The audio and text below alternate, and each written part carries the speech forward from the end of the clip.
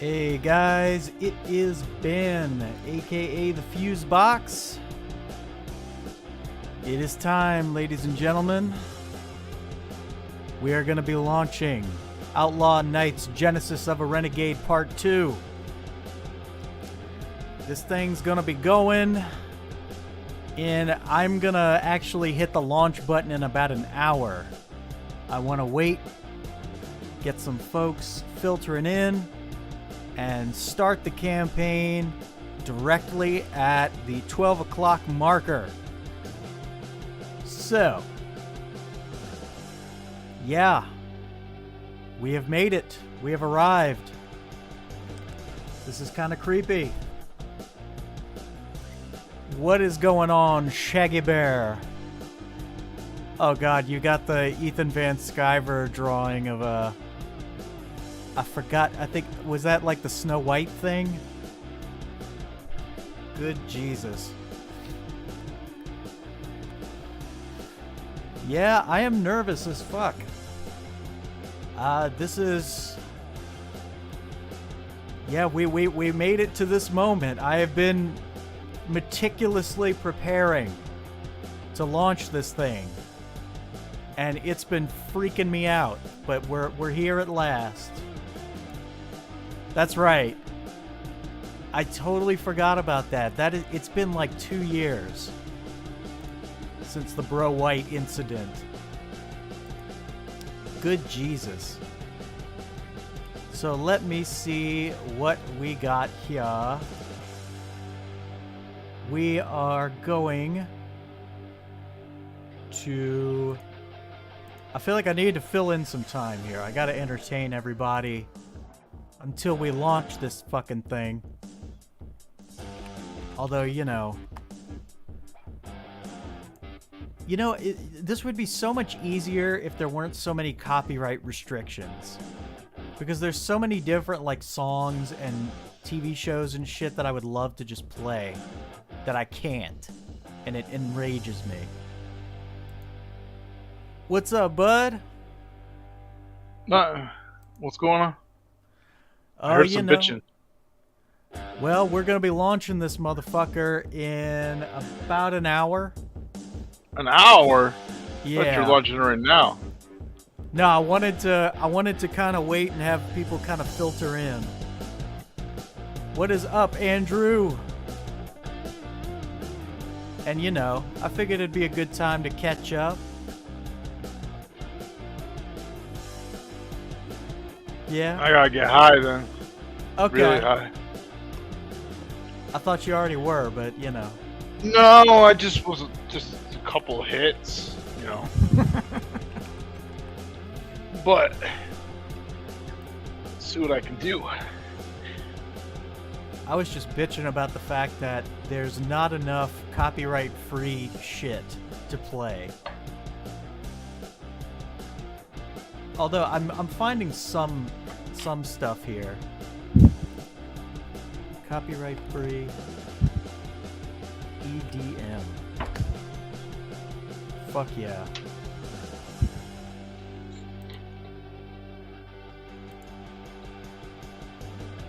Ah, that sounds stupid.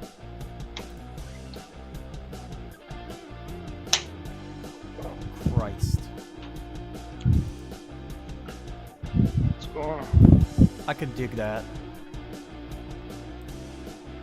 Lord Almighty. I'm currently tracking some down. Hopefully, we should be able to get some. I just gotta figure out how to share shit. I am too much of a fucking boomer. Dude, if you gotta push it back and you gotta do shit, it's no big deal. Well, no, I wanted to just, you know... Make sure you do it right. It's not a big deal if you gotta wait a couple of days. Oh no, I think we're good to start launching. Alright. I just wanted to fucking, I just wanted to let people filter in. I wanted to build up some momentum.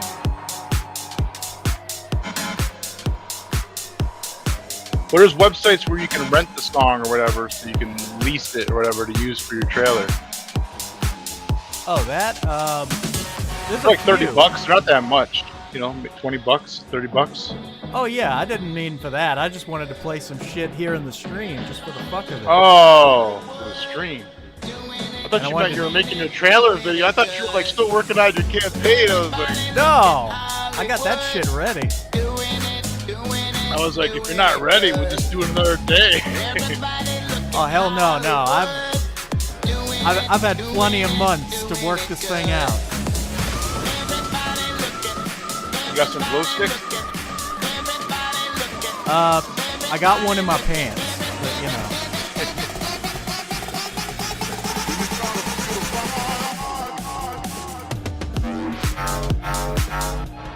So what's been going on in the high zone?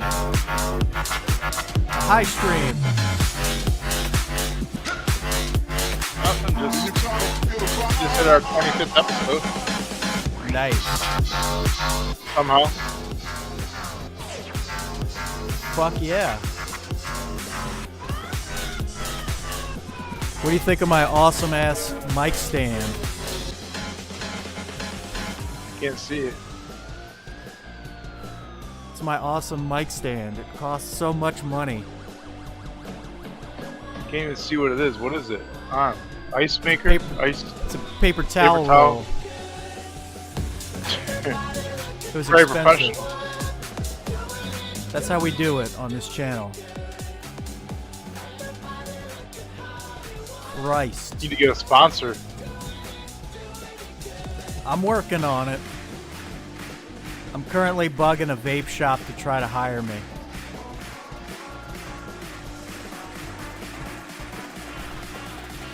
Fucking A. So yeah, I am pleased to say I think the worst of the entertainment bullshit is behind us. Like all the awful shit that Disney was producing is out now. It's over. And I don't think we're gonna get much else. I feel like there's a tide turning.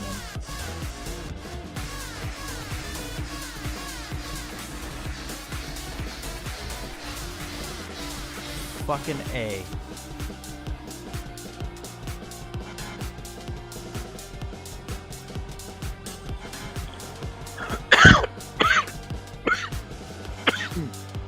Yep. I agree.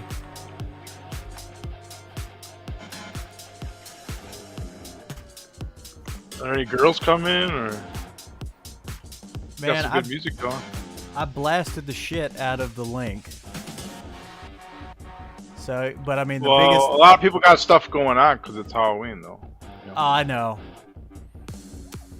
I had a feeling that would be a problem.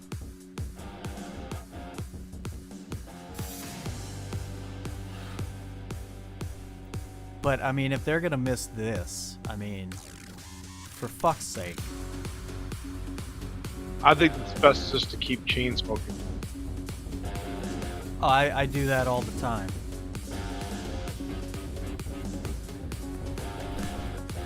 Why do I still have that other music going on in the background? What the fuck is wrong? Trying to make a remix? These goddamn bastards. Yeah, of course, everything's happening this week. You got, like, the Geeks and Gamers meetup going on in Orlando. You got, some kind of shit going on with a drunk 3PO. I think Fragaboom was closing out something today. It's like they all hear that I'm gonna launch something, and so they decide to schedule their shit on the day when I'm doing something. Like I said, if you gotta move it up a few days, no big deal. Do it on election night. I'm sure a lot of people want to do it then. You know, I've been raring to go. I am ready. Sometimes you gotta delay the launch, like NASA had to delay that fucking rocket like 3 times Remember that? I don't think they still launched that shit yet. I figured NASA, I didn't think they had launched anything since, like, the Challenger incident. Then someone told me it didn't happen and the people are alive. What the fuck is it? What am I hearing here? Oh, I might have to do that on my show for a topic. Oh, there's people saying that kind of shit all the time. Like, there's people who think the moon landing is fake. There's people who think that, what do you call it? There's people that think that 9/11 was an inside job. Hey, that's the kind of stuff we cover on our show. We actually did the moon landing. We don't actually say what we believe and what we don't believe. We just talk about the facts or the stuff that, you know, that we know about. And just make it up. It's up to you to determine if it's fake or not. But it is possible that we did fake it just to show, just to flex to Russia. You know what I mean? To show world supremacy. I don't know. I don't know. If you listen to the shit, that's why we did an episode on it. If you listen to all the evidence, it doesn't all add up. Shaggy, you tell Malin to fucking stop. Tell him no.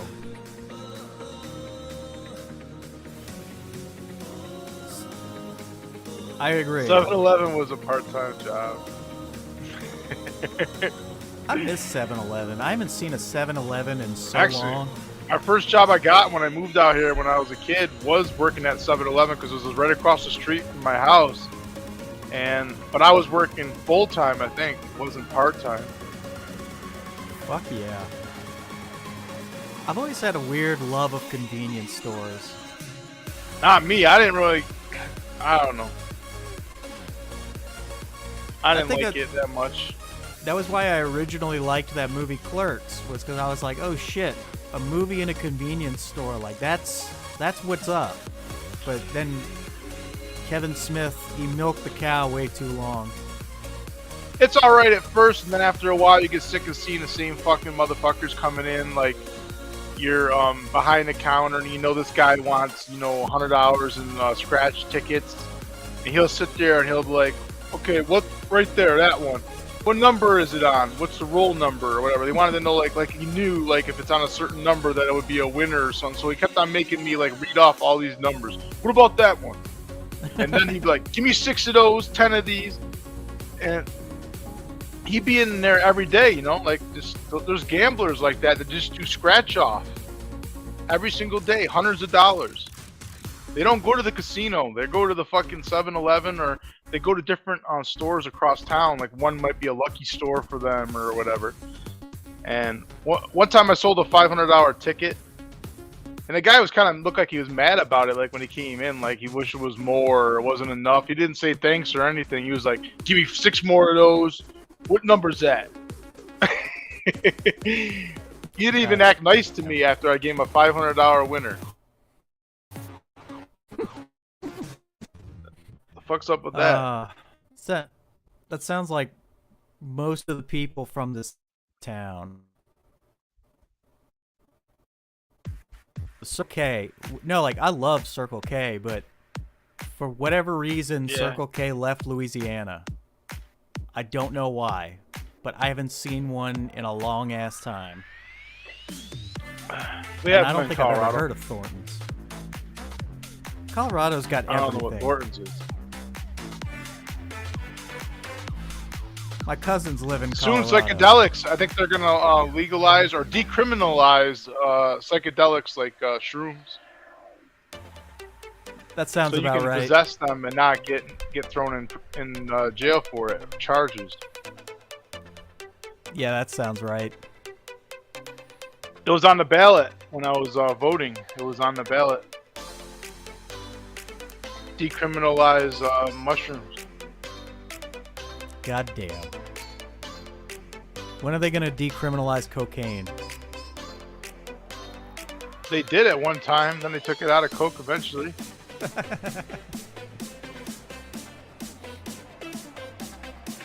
Lord almighty. Remember that? There was that other drug that was kind of like cocaine, but it was like in a capsule form. Then they took it off. I think it was ephedra or something like that. And they took it off the market shortly after. It was like a tablet form of cocaine. And I remember I had it a few times, and then I was like, I can't believe this shit's even on the market. And then shortly after they took it off, I think it was ephedra or something like that. Ephedrine, something, I forgot. But this shit was like cocaine in a tablet or in a capsule. Christ. I mean, I figured that was what was coming next after legalizing weed.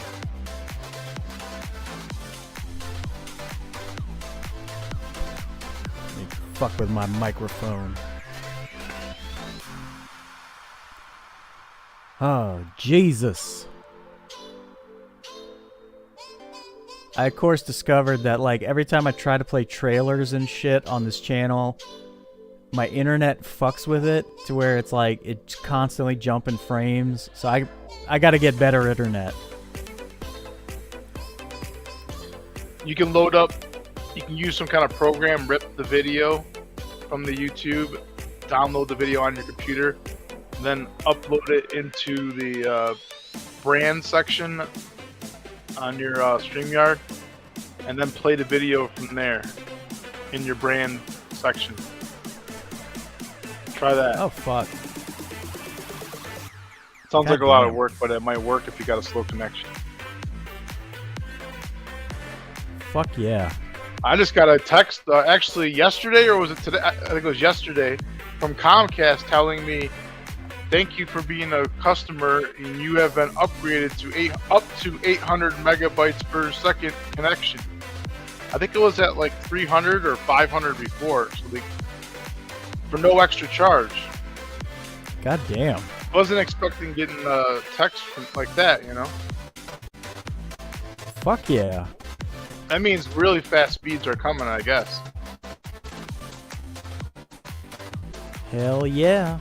Well, Plus, I'm they want to looking be able for to a river. advertise so they could take out their competition. Like, you know, even if at the lowest tier you get 800 megabytes per second. You know, without even, if you get boost or something like that, it's like, you know, probably like a gig or something like that.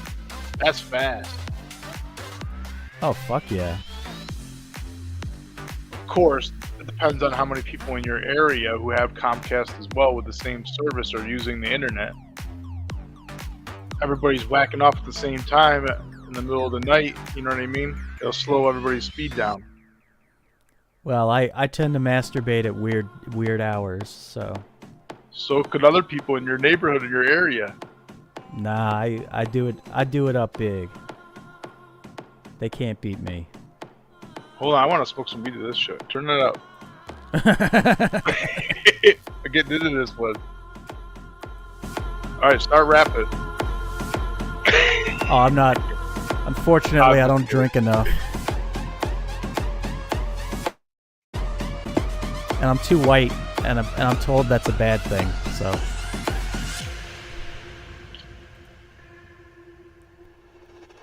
Oh boy, did you read Critical Blast's review of ISOM? I didn't read it, but I saw the headline. Yeah, it was pretty scathing, but I gotta admire his honesty.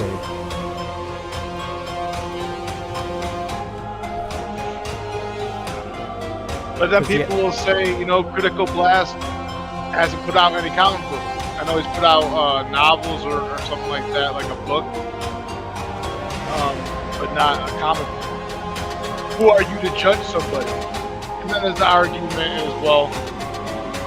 Anybody can. It's like saying you can't criticize a fucking movie, you know what I mean, if you don't make movies. Yeah. You can't criticize any fucking movie you ever saw because you never made a movie before, fucking Fusebox. So, alright, turn this shit down. It was alright at first, now it's like fucking bleeding my ears. It sounds like something I would definitely use for Outlaw Nights.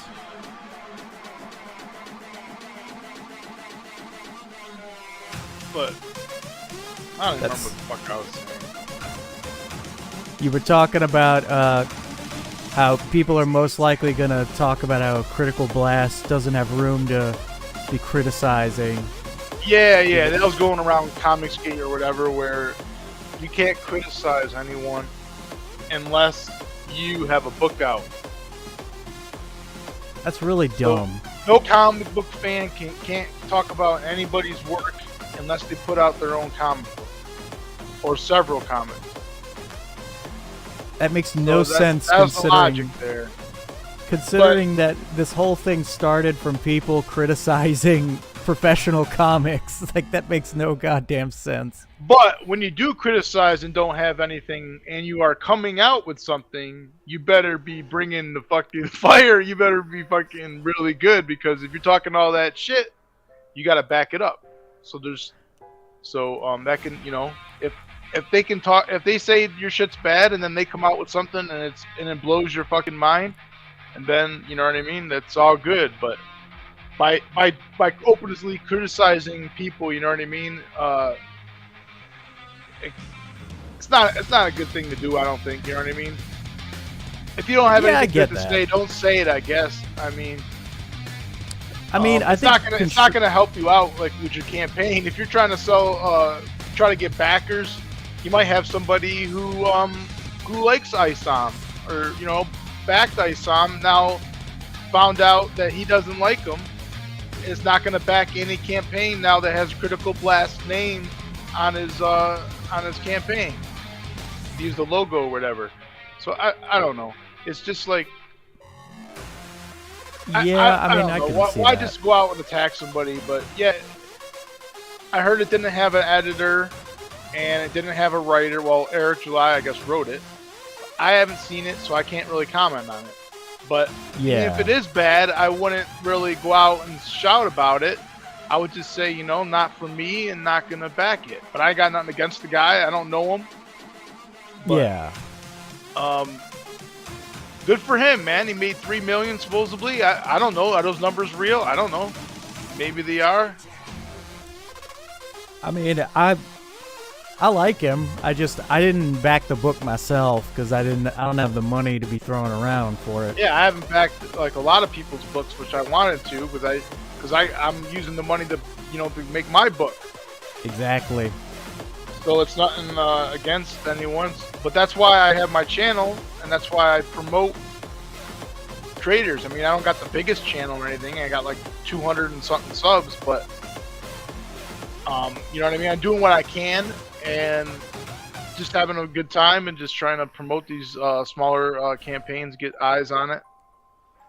And exactly. Then we had the whole buy one, back one, and then the whole thing was a disaster. I don't think we're going to be doing it anymore. I don't know. It's just like... Really? You know what I mean? Well, you know what I mean? Because we're looking at campaigns that are 10,000 and under. Then that kind of excludes anybody that's over 10,000. You know what I mean? It's not like we're doing it on purpose. We're not, we're not out to get the people like, oh, you already got over 10 grand. We're not helping you. It's just like you guys don't really need the help. You know what I mean? You guys understand how it works. You guys got good product. You guys are doing must be making the right moves, right? If you're making over, 10 grand. If you're in the 50 grand, 30 grand area, you know what I mean? You're not in trouble. You know what I mean? The guys that are under 10,000, these guys are in trouble. You know what I mean? If they don't get that 10 grand, they might not be able to make a second comic or another comic, or, you know what I mean? They might put them out of business. So that's why we're trying to focus on these small campaigns. It's not because we're not looking to either help these campaigns like, oh, these ones suck, so we're just going to try to help them out anyway. No, we're not saying, like, we're not telling anybody to back.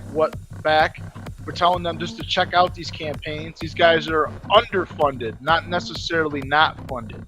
Is $5,000 funding a comic book? Not really.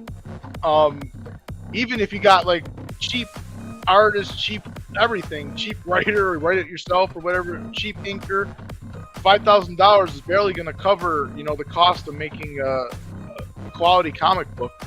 So, these guys, are some of them are like in the $5,000-$6,000 range, $7,000 range, even $8,000, and it costs a lot more to make the product. So they're not actually funded; they're underfunded.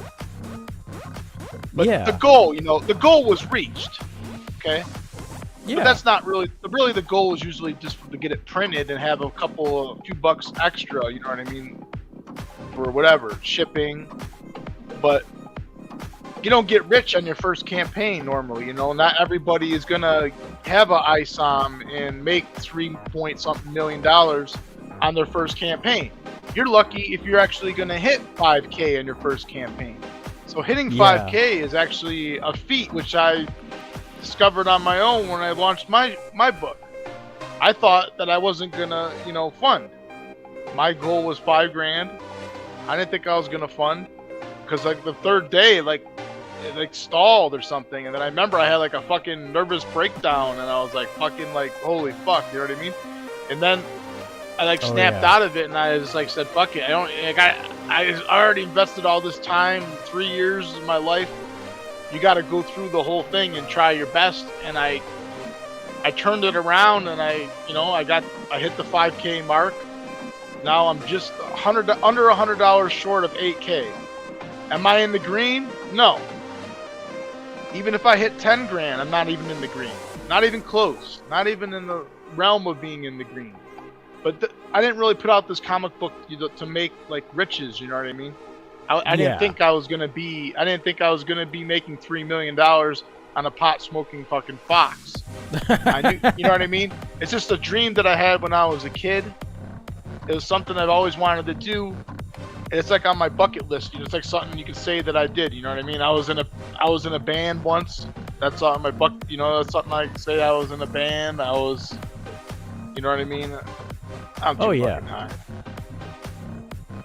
No, I totally get that. That's Outlaw Nights is a story I've been playing around with for over a decade. And I just I had to do it some way, and when indie comics started booming, I figured this was kind of the perfect opportunity. And I mean, I managed to do pretty damn well for the first campaign. Made a little over 8K. Yeah, I saw that. So I'm just hoping we can at least equal what we did last time. But I know it's a little more challenging right now because literally everybody and their mother has a book out. Yes. Or multiple campaigns. And that's why Some people that have multiple campaigns out right now at the same time. And this is kind of the last time you can actually launch a book before, the holiday season. So it's basically you launch now or you wait till next year. There's no in between. And it's very risky to launch in December or something like that. Because people are going to be tight with their money, for the holidays. And unless you got a Christmas themed book or something like that, you do not want to launch after, November. At some point in November. So, so then everybody else, will wait. And you don't really want to do January because fucking January is right after Christmas. People are still recovering and their wallets are hurting still a little bit. Maybe February or March is a good time to go, and then, or in the spring and April, and that's when everybody wants to, launch. So you got a buildup of campaigns that all want to go right there. So the competition is very thick. I wish there was more people buying indie comics, you know what I mean? Or maybe there is. But I think the biggest... A lot of crazy shit going on with the Indiegogo and the shadow banning. You hear about all that? Yeah. That happened to Mike Barron, my writer. He's got his book out. It's called Private American, and it's kind of political book. He said it is not a political book, but the subject is about a guy who is said there's an invasion going on at the border, and he's out to do what he can to like a vigilante, I guess, or something like that, and kick some ass. But he says it's not a political book, but I don't know. Is it? I don't know. But I think it counts as political nowadays. Yeah, and this climate is probably considered political. So somebody at Indiegogo decided that I don't like that. There's no invasion at the border or whatever. I'm going to shadow ban this campaign.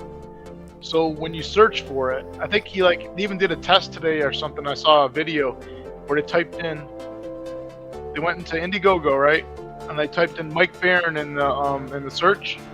Oh God! And all his campaigns popped up except for private Americans. So they're not shadow banning everything. They're only shadow banning the one campaign. Well, then again, I don't think he has any other open campaigns, but you can see the other campaigns they display. You know what I mean? My campaign displays, Florida Man, all that stuff. But his book that's funding right now is not fucking displaying when you directly search for it.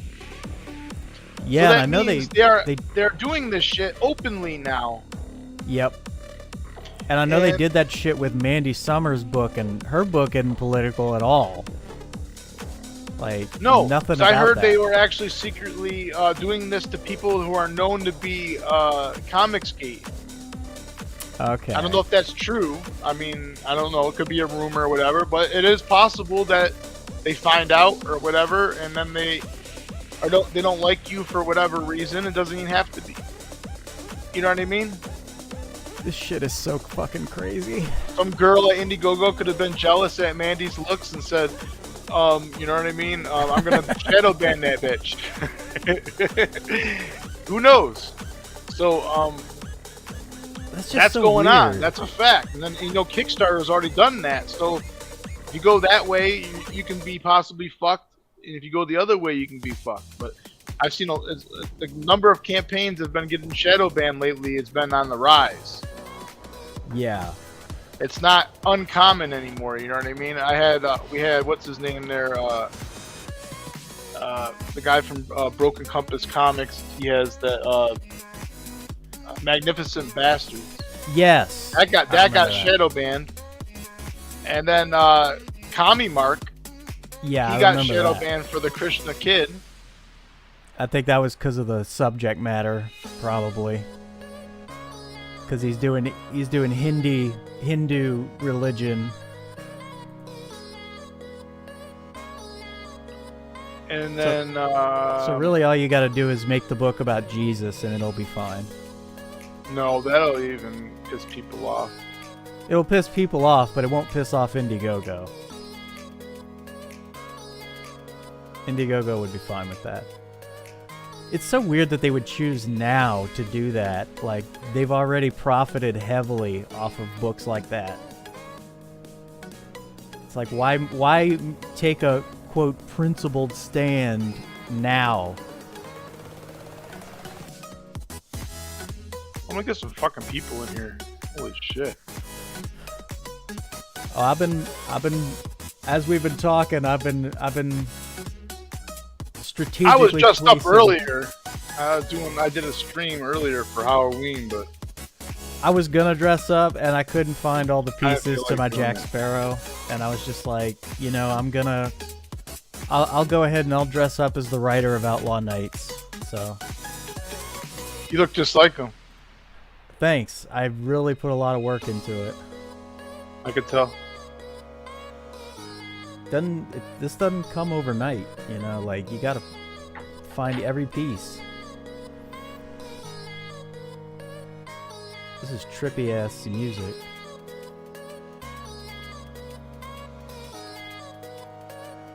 Fucking hell.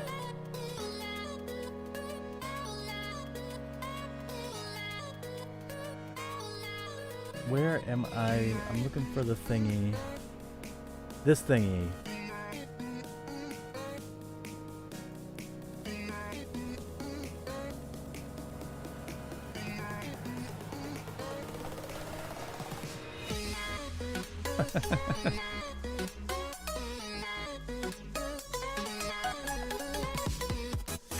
So yeah, so the shadow banning people in who else? So Mike Barron, Commie Mark, Broken Compass Comics, I think Right. Black Rhapsody actually got like it might have it got banned like somewhere. It might have been YouTube or the link got like banned or something. It was weird. And I remember one time like somehow Pops got his campaign for Crom like banned or something, and then when he posted something in Bunny's chat once, and Bunny's chat got taken down. And it happened right after he dropped his campaign link in the chat. Very strange. And I think it's because they considered it. Someone like marked it as spam or malicious spam, right? Falsely marked the campaign link, and then when he dropped it in the chat, they shut down the stream for like malicious content or something like that. I don't know. It was very strange. It didn't say the exact reason, but that was the only thing that happened at that exact second when it got taken down. God damn. So there's a lot of weird stuff going on. And hopefully Twitter's going to be different now that, Elon Musk is in charge. He's already got rid of 2 people that have been pretty much... Yes. Now, it just came out that there's a fucking portal. There still is. There's a portal where government agents and Democrats and a few other people have access to this secret portal, and they can tell Twitter what not to post or what to suppress, like what stories or who to ban or who to block or whatever. There's like they can like give them marching orders, and then Twitter just does whatever they call it a partnership. And Dr. Shiva, whatever his name is, Shiva or Shiva. This very intelligent guy. I believe he actually invented the internet. Oh. See, he would be yet another person who invented the internet. He's not Al Gore, though. This guy's for real. And anyway, he's a brilliant guy. And he has proof that there's like this secret portal. And then Elon Musk just found out that... what the fuck did he find out? Oh, he found out that Twitter like fucking hid stuff from the court trial. You know, he had to go to court for Twitter. That he had to buy it. They couldn't back out. Well, I think I saw came that. out, that they suppressed some shit. Yep. So they were hiding. They were hiding stuff. Yeah, they were hiding specifically. I think it was like it was like a software plan that they had to give out to their employees. They like purposefully didn't give it out. There was like a correspondence talking about that. I'm a boomer, so I don't understand the internet that well. You ain't a fucking boomer. In my soul, I am.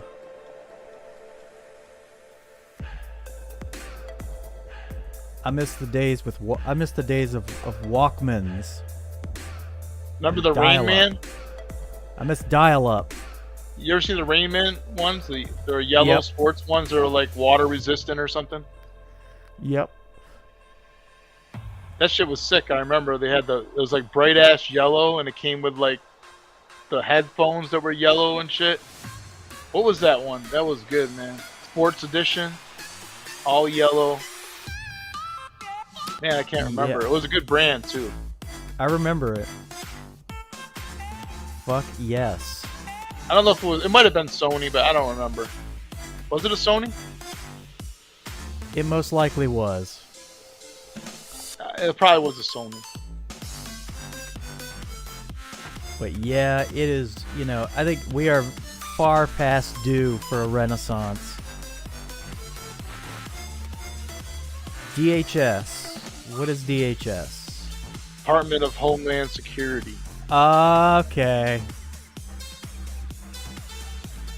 Yeah, basically, they had like a special portal, they still do, where they can go in there and say, suppress this guy, don't run that story, don't let that trend.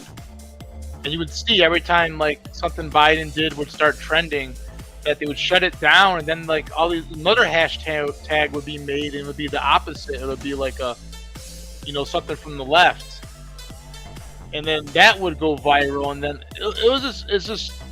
I think there's a lot of bots because it seems like now it's like a coordinated thing, and they come out of nowhere and just out of nowhere. I don't know, but a lot of wacky shit's been going on at Twitter, and I'm glad that Elon's in charge for now. But who knows, man? He could be the next Seth Rich or Epstein. Well, I just know he's already made a lot of enemies to where, going back on it now would just make him look even worse. I don't know. If I were him, I would walk around with like one of those bulletproof vests like the military has with the plates on it, and then have like a whole security detail around me at all times with fully automatic weapons. It. Like, I have been shocked at the lack of political violence. Like, I was surprised. I thought for sure, like, somebody was going to take a crack at Trump. They did. They tried to assassinate Trump once. At least once. Well, once that we know of, where it got close. That doesn't shock me. I was expecting it to happen, like, the second he was elected. Well, they did worse. They stole the election from him. Well, they ghosted him instead. Instead of killing him, they ghosted him. Remember, then they got rid of him on all social media. We're not allowed to talk about that, Oh, yeah. I mean, the elections were fair and safe. Safe and effective. Drop boxes are the best. If the FBI is listening, we do not endorse these beliefs. Nope. We think they're all from crazy right-wingers, and we hate them. This is all just, just fantasy. I'm just, just throwing things out there. Exactly. It's we don't, we love Joe Biden and his dementia-riddled plans. We think he's a genius. No, his son Biden is, or Hunter Biden. That's an upstanding young man. Yep. I wish I was like him. Because I do have a thing for Asian ladies.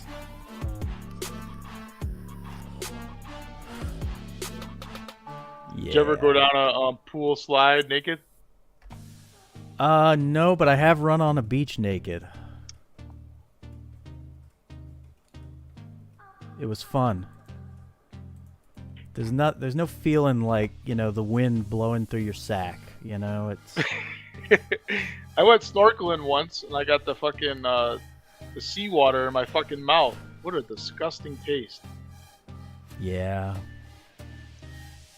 Yeah. Lordy. And then a fucking eel almost got me. My wife was like, "You didn't see it?" I was like, "What?" "You're about 3 inches from stepping on a fucking eel." I was like, "I didn't see that." So I didn't see it, but apparently she said that I was like really close, within inches of some eel that looked like it was pissed off. I guess I didn't see it, but she can see it because the water was, not crystal clear, but pretty good visibility. Fuck yeah. Shaggy, I agree with you. People who think for themselves, that's so 10 years ago. Like, who needs that shit? You see that fucking video with Katy Perry with her fucking eye? Oh god, no. You see if you can find that shit. Let me see if I can find the video. You put that. There's this video, right? And her eye droops down. You ever see Justin Bieber? Yes. You remember the Bieber eye? How his eye's all fucked up? Yep. Or her eye did something similar. It yeah. And then eye started drooping down and shit. Then she lifted it up with her fingers, and then it drooped back down again and shit. Yeah, and I think some people were trying to say oh, that was a makeup malfunction. No, they said it was a party trick. Oh, okay. Oh, well. And it sounds like that bitch had a Pfizer eye.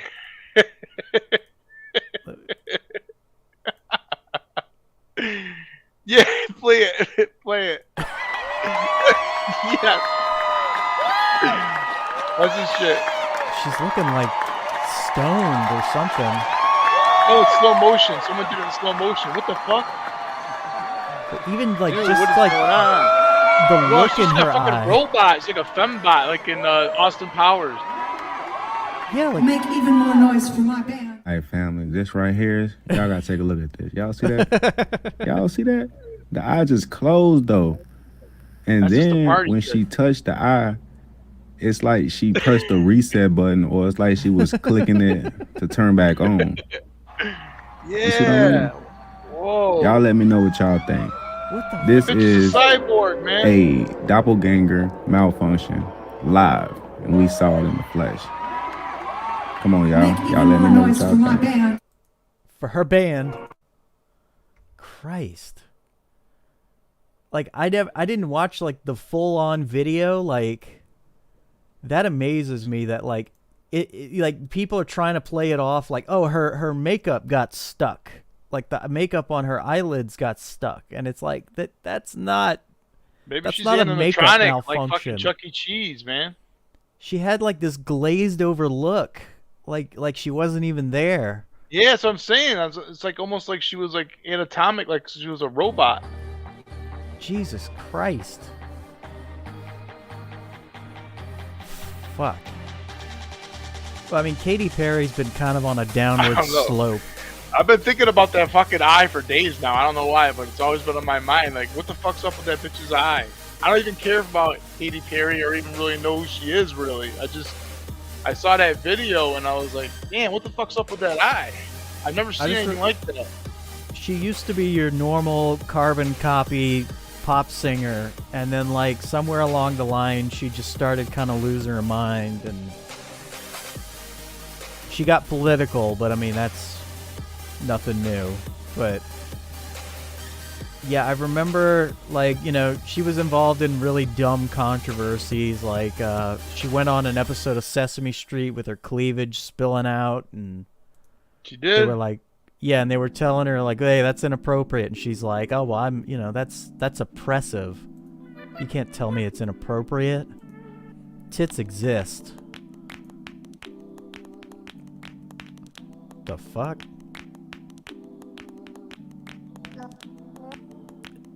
What are they doing? This is some trippy shit. I'm not high enough. Are they clapping? I don't know. It sounds like a soul clap, like sped up 1,000,000 times at a high rate of speed, multiple times per second. I'm getting too old. Getting too old for this shit.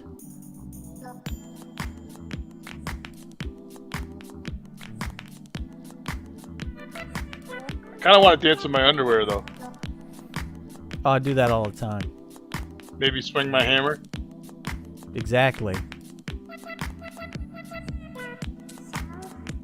It's a good thing that there's laws against nudity, because I'd be breaking them. I'd be scaring the fuck out of everybody. If I could dance, I would dance to this.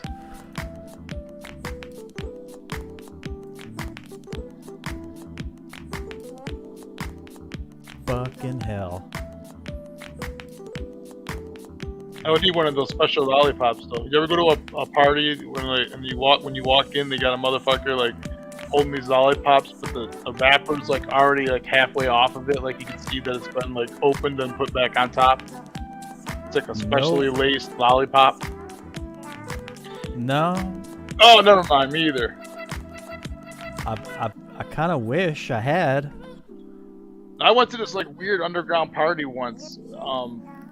This girl I knew got me into this weird party, and later got shut down by the cops. But it was like a party where they didn't tell you where the location was until like a certain time, so it was less likely to get knocked down by the cops.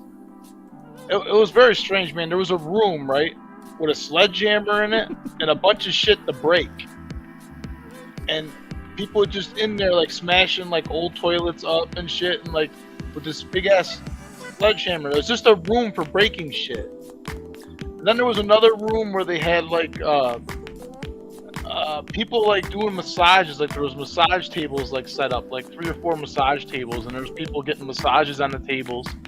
And then I remember there was a fucking hot tub in the middle of the room on the dance floor, like in this flat area, and there was 2 people in the hot tub fucking live as people were dancing on the dance floor.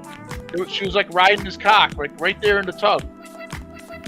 I mean, God, those are the kind of parties I wanted to go to. It was a weird party, man. Then the cops, came shortly later, shut it down, and there was like fire dancers or whatever, like twirling that shit like you see in the Burning Man. I think it was a Burning Man party or some shit. I don't know. God. And then like you had to like pick if you didn't bring a mask, you had to like get a mask. It wasn't a Halloween party though, but you had to get a mask like out of this trunk. And then like there was all this like these snacks and I don't know. It was a very strange fucking place, man. It sounds like New Orleans. But it was just like some like warehouse or something in like somewhere in Denver. But I think it shut down by the cops. And I remember it wasn't there all the time. But it was still fucking weird. And there was a fucking robot on the goddamn dance floor. It was like, it was like that search. What's it called? Number 5 Alive. It was like one of those motherfuckers. Like a head. And it had like sensors in it, so it wouldn't like run into you. So if it got close, it would like back up. And they had it like programmed to dance or whatever, or like move a little bit, like it was dancing. And then there was people fucking in the hot tub, man. What a fucking weird fucking place, man. That's the French Quarter. There was other strange things. There was like a room that just had like a one of those, when you go to a what the fuck's it called? Like a playground, and they have like the horse with a saddle, and you hold on to it, and he's got a spring underneath it, and you just go back and forth. You rock back and forth. I did that one Halloween actually when I was in the French Quarter dressed up like Jack Sparrow. I rode a mechanical bull, and I was fucking wasted. I had a good time back in the day.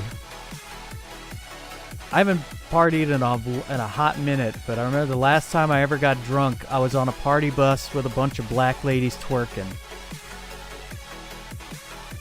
And I almost got in trouble because I was spanking one of them.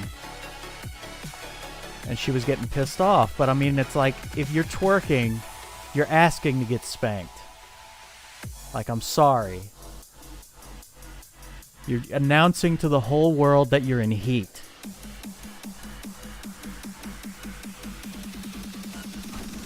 Yes, I went there. Twerking is not consent.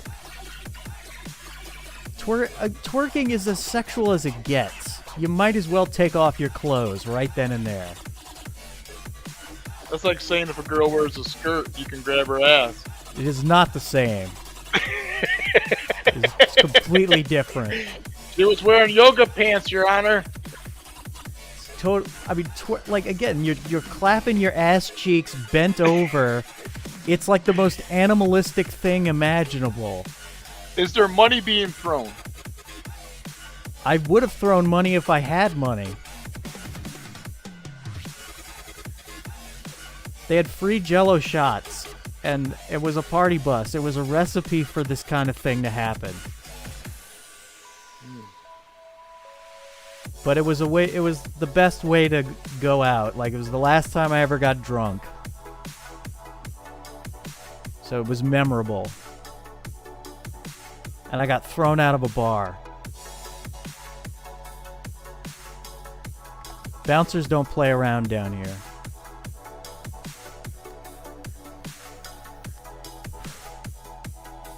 Oh, Lord.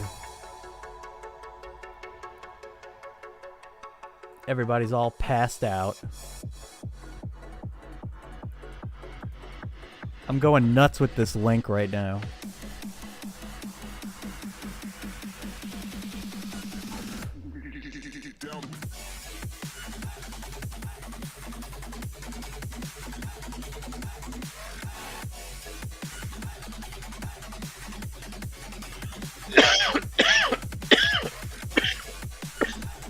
I would like it known that it was Rosetta's idea to launch tonight, and she didn't even show up. You can always postpone it. It's not a big deal. It's been done many, many, many, many times.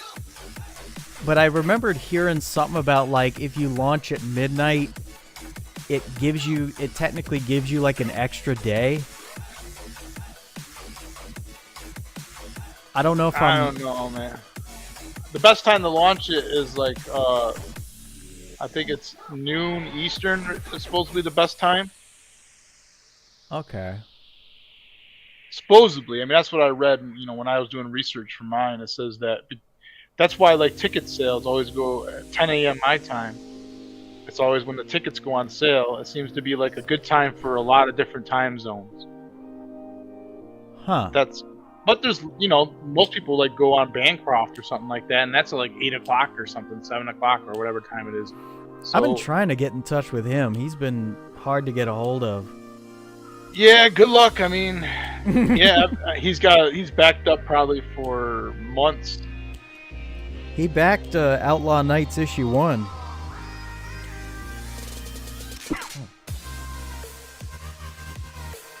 That's cool. You shipped to fucking Australia? Yep. It was a pain in the ass, but I managed to get it done. And that's why this time around I hired Critical Blast to handle my fucking I can't even think of the damn word. To do your fulfillment. Yes. That was it. I did my own fulfillment. I mean, if I got like hundreds and hundreds of sales or something, I wouldn't be able to do it.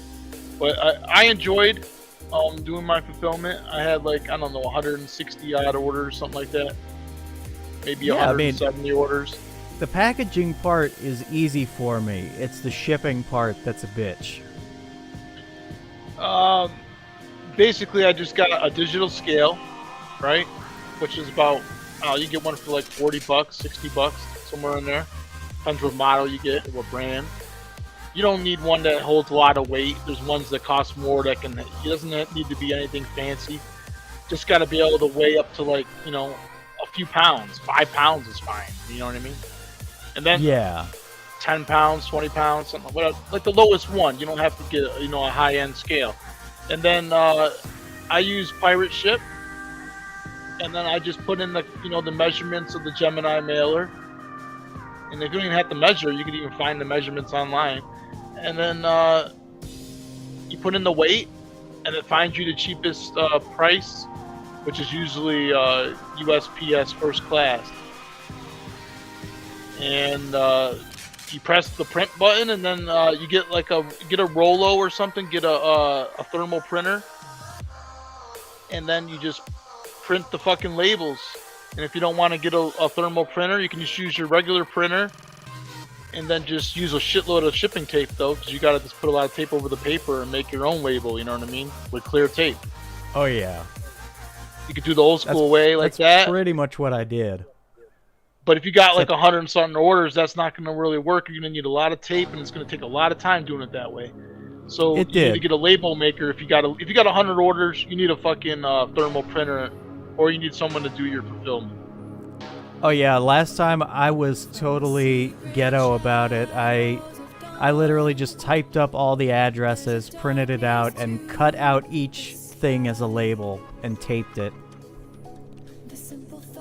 That's right. Well, I had to do a lot of crazy shit because, you know, there might be like somebody who they want to get an add-on or like a bottle opener or something like that. So that's going to weigh more. So I had to, like, you know, export all my tiers. But inside those tiers are some people that are different than than other people that back, because like they got extras. So which makes the weight more, which could change the shipping calculations. So I had to do like editing of the file when you export it from Indiegogo. You export one tier at a time, or you can export however you want, but I did it one tier at a time. And then after I exported it, I use like the software to edit it. And then after I have it edited, I inject that file into Pirate Ship, but you can use any software you want, and you put it into there. You put it in there, and then it generates all the labels. So it'll generate, you know, however many backers you got for that tier, or how many people you had on that file. And then you print in bulk. It just your machine will just start popping out all those fucking mailers, man. That's it. You slap them on the packages. It's really not that hard, man. I was freaking out too because I never did this before. I shipped something out for Christmas, and that's it. I'm not really somebody that ships all the time. And I was nervous about, maybe these guys are going to get a bent comic book. If I had not one single person, not one, say that their comic book came bent, I triple checked all my comics to make sure they were pretty much near mint to extremely mint when I mailed them out. And not one person got, their shit bent. I recommend you put a do not bend sticker on there, you know what I mean? On their packages. But if you got Critical Blast doing it, he knows what he's doing. Oh, definitely. Yeah, but you know what I mean? If you got under 100 orders though, I just recommend, someone do it yourself. And I thought I would hate it, and I actually enjoyed it. Fuck yeah. I got into it. I have like the custom tape, whatever that I got from Sticker Mule, and I got all into it. And like, you gotta wet it with a sponge, and then you gotta make it all nice. And then when you get it, it looks all nice. You know what it's from me. It says Belmont Press on the package, so you know that the package is from me. Pop's the same. Every time I order a book, I don't know who the fuck it's from because the address doesn't say. It says like some weird name or whatever, and you don't know who it is that you're getting in the mail. And if you're backing multiple books, you don't know who the fuck it is. So that's why I use the tape. What's going on with the music? Well, I figure it is about that time to make the decision. Are you gonna launch or not launch? Rain delay? I think I'm gonna give it a shot because I've been waiting to do this. I'm going to give it a shot, and I'm just going to blast the fuck out of it. Even though, what's-his-face, somebody on Twitter was like, please stop sending me links all the time just now. And I was like, oh. Yeah, you got to go easy on those links. I just did do the funding. For fuck's sake. Man, you're not even fucking ready. But I just fucking did it. I did all of that. You know what I recommend doing too? Is I emailed Indiegogo before I was going to launch. And I said, I'm going to launch this fucking thing in a few days. Can you guys check to make sure everything looks fine? So when I hit that button, something doesn't pop up and say, you didn't do this, or you didn't fill this out, or you didn't do that, your banking account number was wrong. You know what I mean? We found out that you didn't vote for Joe Biden. Whatever it is. So when they said we checked everything out and it looks fine, so I didn't want to look like an idiot when I hit the button. If I'm live when I launch, I don't want to look like you didn't want to look like an idiot and like not happen. You know what I mean? So I recommend anybody out there who's going to launch a campaign that you reach out to Indiegogo and you ask them nicely, say, hey, can you check, just look over my campaign and see if everything looks good. So when I hit that button, there's going to be no problems. There's going to be no fucking pop-ups or whatever. I just did that for peace of mind. You know what I mean? I didn't. And then when you're about to ship books out, man, I recommend that you do email everybody that backed. Tell them, hey, you're about to ship the book out. Make sure you update your address. I sent out like at least 4 or 5 reminders, I think, to update your shipping address. Because I didn't want anybody's book coming back to me. I only had one fucking package come back to me, and that's because it was compies to, I sent them to Don Perlin because he did the cover. And I thought he lived in the same place. I figured he didn't move, but he actually moved. So when I sent it to the wrong place, and then it forwarded to him, but then it said there was not enough postage. So I got his correct address and I sent it out. So he actually wasn't a backer. He was just a guy, the guy who worked on my project, and I was giving him some copies, some comp copies. So no backers got their package returned. But I do have a guy on Kickstarter who I don't know his address, because Kickstarter is so fucking stupid that they let people back projects without giving their address. Yeah. You gotta beg them for their address after they buy or back your book. And there's one guy, I don't know, I hope he's okay or whatever, or I don't know, but I tried to reach out to him several times by email, personal email, and he's never responded. I really don't know what to do in the situation, but Yeah. I think I'll reach out to him one more time and then figure out what to do. But I forgot to give back a refund, but I don't want to give back a refund. If there's a problem, I don't know. Then he might come back and say, "Why did you refund me? I want my book."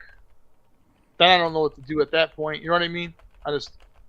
So there's only one issue right now where I don't know where the guy lives because the fucking Kickstarter is too dumb to collect addresses. So yeah, and then Kickstarter, Indiegogo lets you go in demand, so that's the best thing. And then I thought Indiegogo was easier to make a campaign because I made a campaign in both. So did I. And I thought Indiegogo was a lot better. And it also has the sign-up page. I don't think Kickstarter has that, does it? I haven't even used Kickstarter. Like, when they did all that funny business a while back, I just didn't bother. I was like, I looked at it as, they never did anything wrong to me. And I got nothing to lose by putting it on Kickstarter because I already launched it on Indiegogo. I already funded. Why not just throw it on Kickstarter and see what happens? If they block me, they block me. And I pressed the button and it said, it was only like a few seconds, like checking, approved. And I was like, oh, I thought there was going to be like people like really looking at it, like human beings were like going to look at my shit and like see if I was going to be able to be on their platform or not. But, Lordy.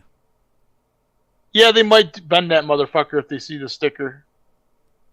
But my packages look beautiful in the mail. I got the custom tape and then I got the sticker all nice and lined up, so it's too beautiful to bend. Not one person got, knock on wood, not one person.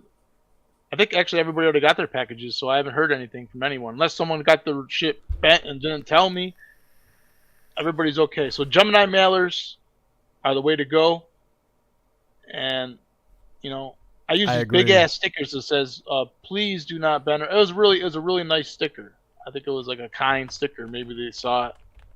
But if you throw just a brown package in the mail, just a regular Gemini without the custom tape, it just looks like a regular plain brown package. No big deal. So these fuckers are just going to, just jam them in your mailbox.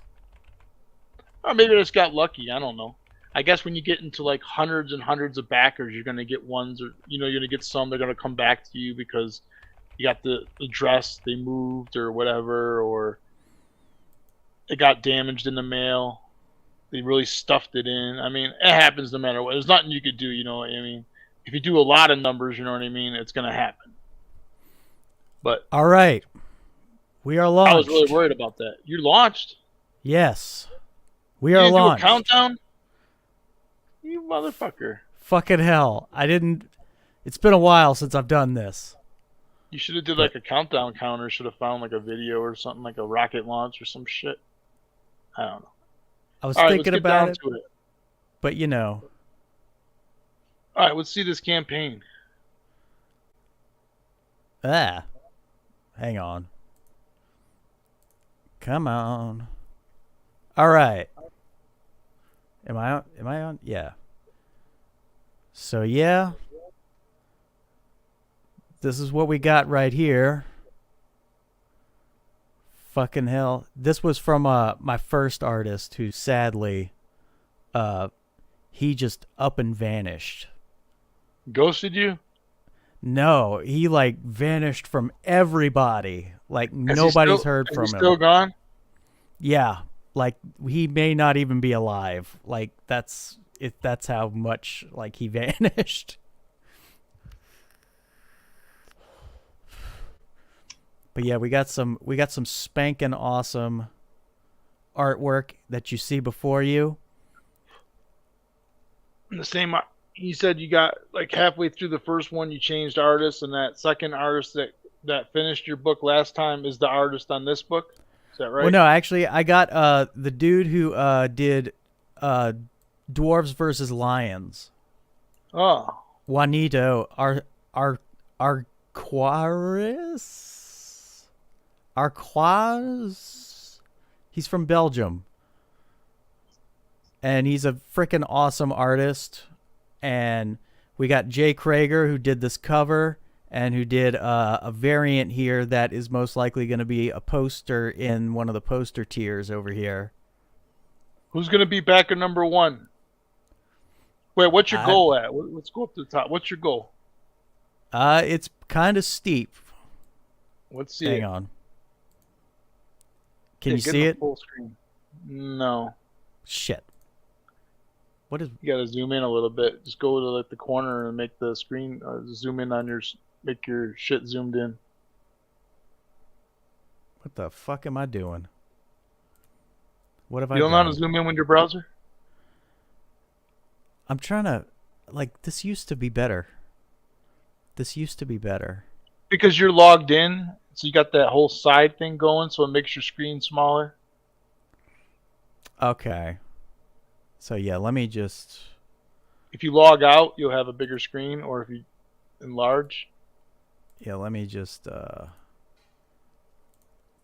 me do this the old-fashioned way.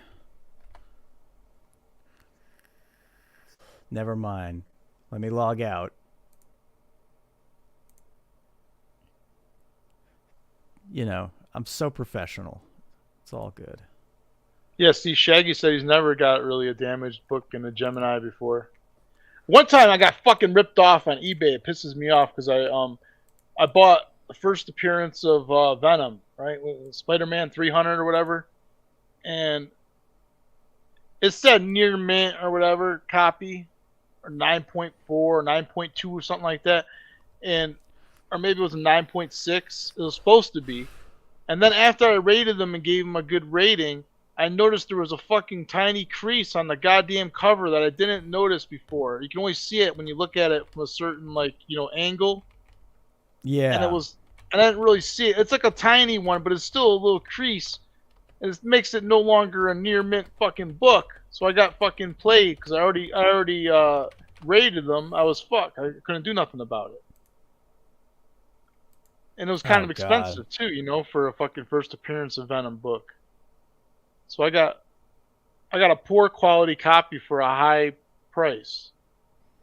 So I won't buy like, you know, like expensive comics on eBay anymore because of that. Yeah, I was surprised that Shaggy actually got one of the posters I sent out on my first campaign that actually failed. But I sent out the posters anyway. And those were, yeah, that was back when you got a 6,500 goal. That isn't that steep. Yeah, but I mean, you know, it's just for at this point in time, you know. It's but like yeah, it is harder and harder, you know, to because there's a lot of books out. There's a lot of great campaigns right now, and like I said, you got to launch now or in the next year, because your window of opportunity is like right now, the best time to launch before the end of the year. Yeah. Ay. All right, let's play this trailer or something. Sounds good. I mean, I think you've seen this trailer before, but Well, you know. some people out there might not have seen it.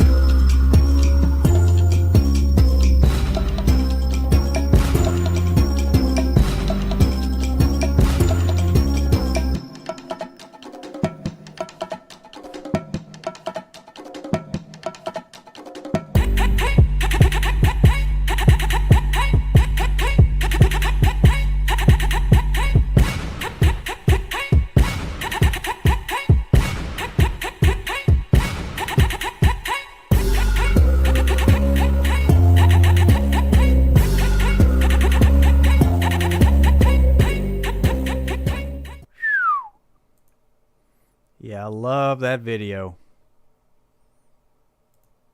I love that shit.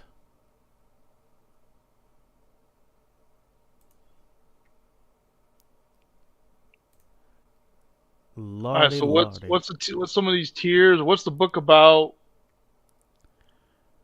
What is So- up, Aces?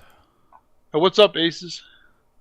So yeah, this is going to be part 2 of the Outlaw Knights saga. If you read issue number 1, you know that without giving too much away, our boy Cyrus was taken aboard by some pirates, and it's kind of a mysterious reason as to why he was taken. Space pirates? Oh yeah, this is the 31st century, and humanity has been colonizing into outer space.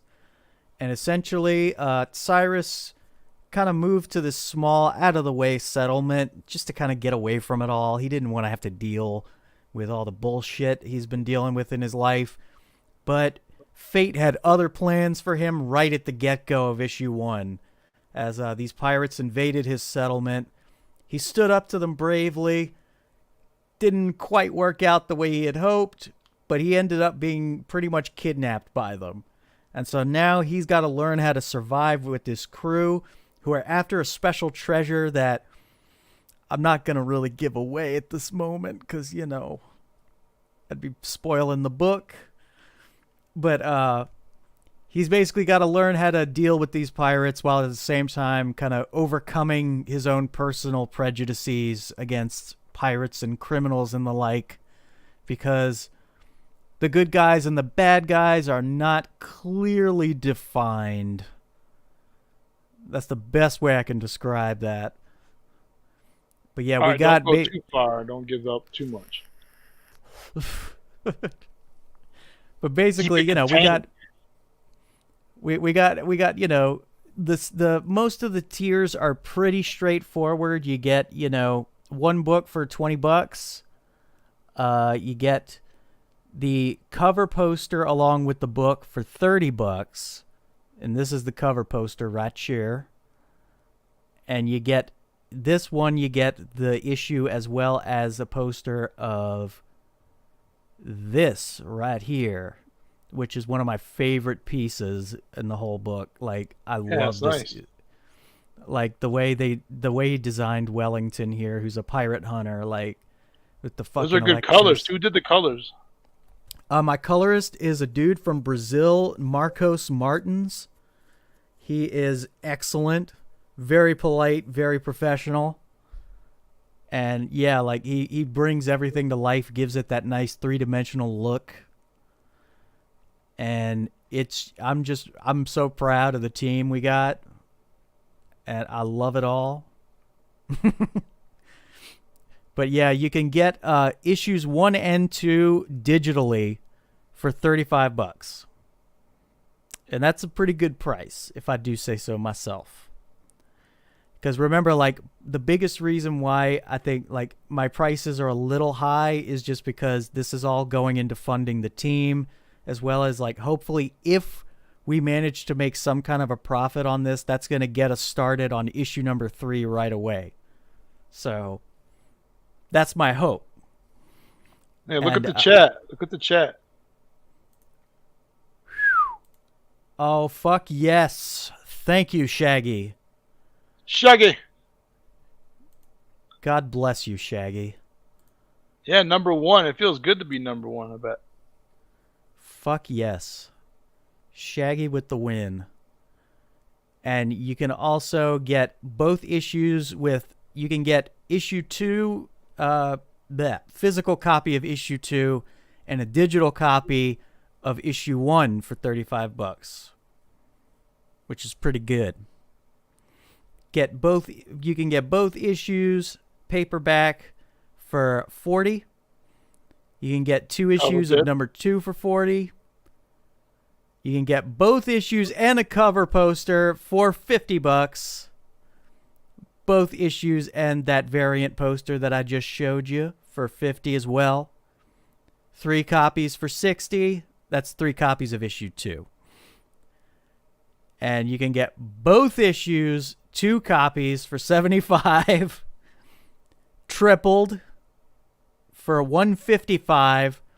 And I made a retail pack specifically for retailers for $190, and the retailer for both issues is also $190 because I basically had to go half and half. Like, I wanted to do 20 copies total for this one, but for whatever reason, Indiegogo won't let you include more than 10 items, Yep.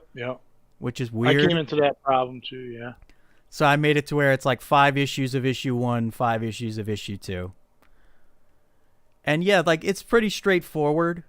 And we're going to have secret perks for the email backers.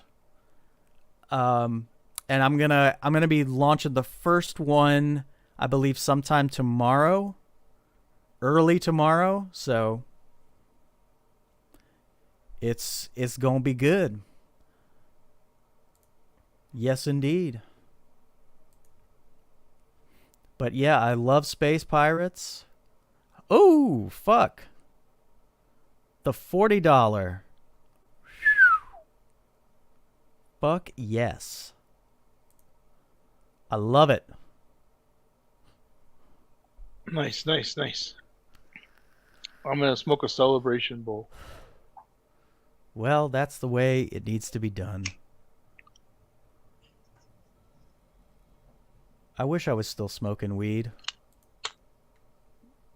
But I You'd kind of definitely don't. be smoking right now if you were. Well, I think it's probably a good thing that I'm not, because I'd be too damn lazy to get anything done. Yeah. So what's up, Tank? Fuck yeah, Tank Barrett. Tank, we just launched. His book, his second issue. He just got his first backer. Hell yeah. Tank Ferret is a good man. He's been on the channel many times. I love it. Yeah, and it looks like we're getting more butts in the seats. I'm digging it. I think everybody was just waiting for me to launch the damn thing.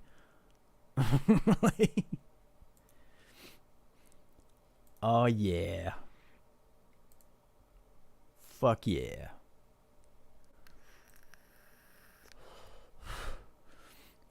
But yeah, I love me some Space Pirates. And I think for me, it was always just that, like, every time I saw stuff about Space Pirates in the media, they always kind of fell short for me.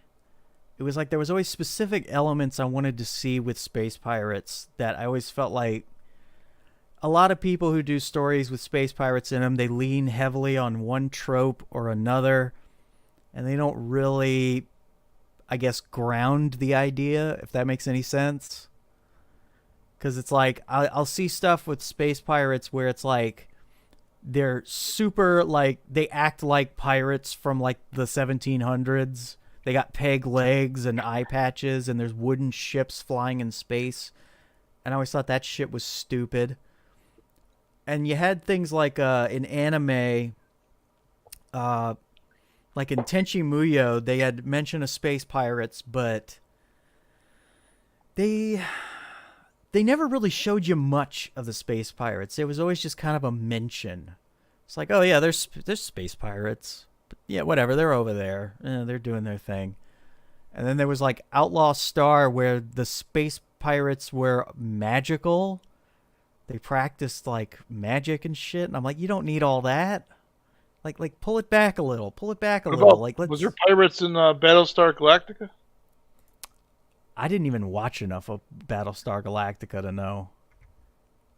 I know there's going to be space pirates in this new video game coming out called Starfield, but like everything in Starfield looks like it was designed by NASA. It's like bulky and ugly as fuck. And I don't like that. Well, there's Soul Tack, my friend Mad Ruth Comics. Yeah, I think it's pirates in space. I'm pretty sure it is. If you didn't see that book around, it looks good, man. He's even got the same letterer that I have for Smokes, Kurt Hathaway. Nice. Yeah. I think he's on his second month, I believe. He's already funded, but oh fuck yeah. But yeah, it looks like another space, pirate kind of book. Probably be up your alley.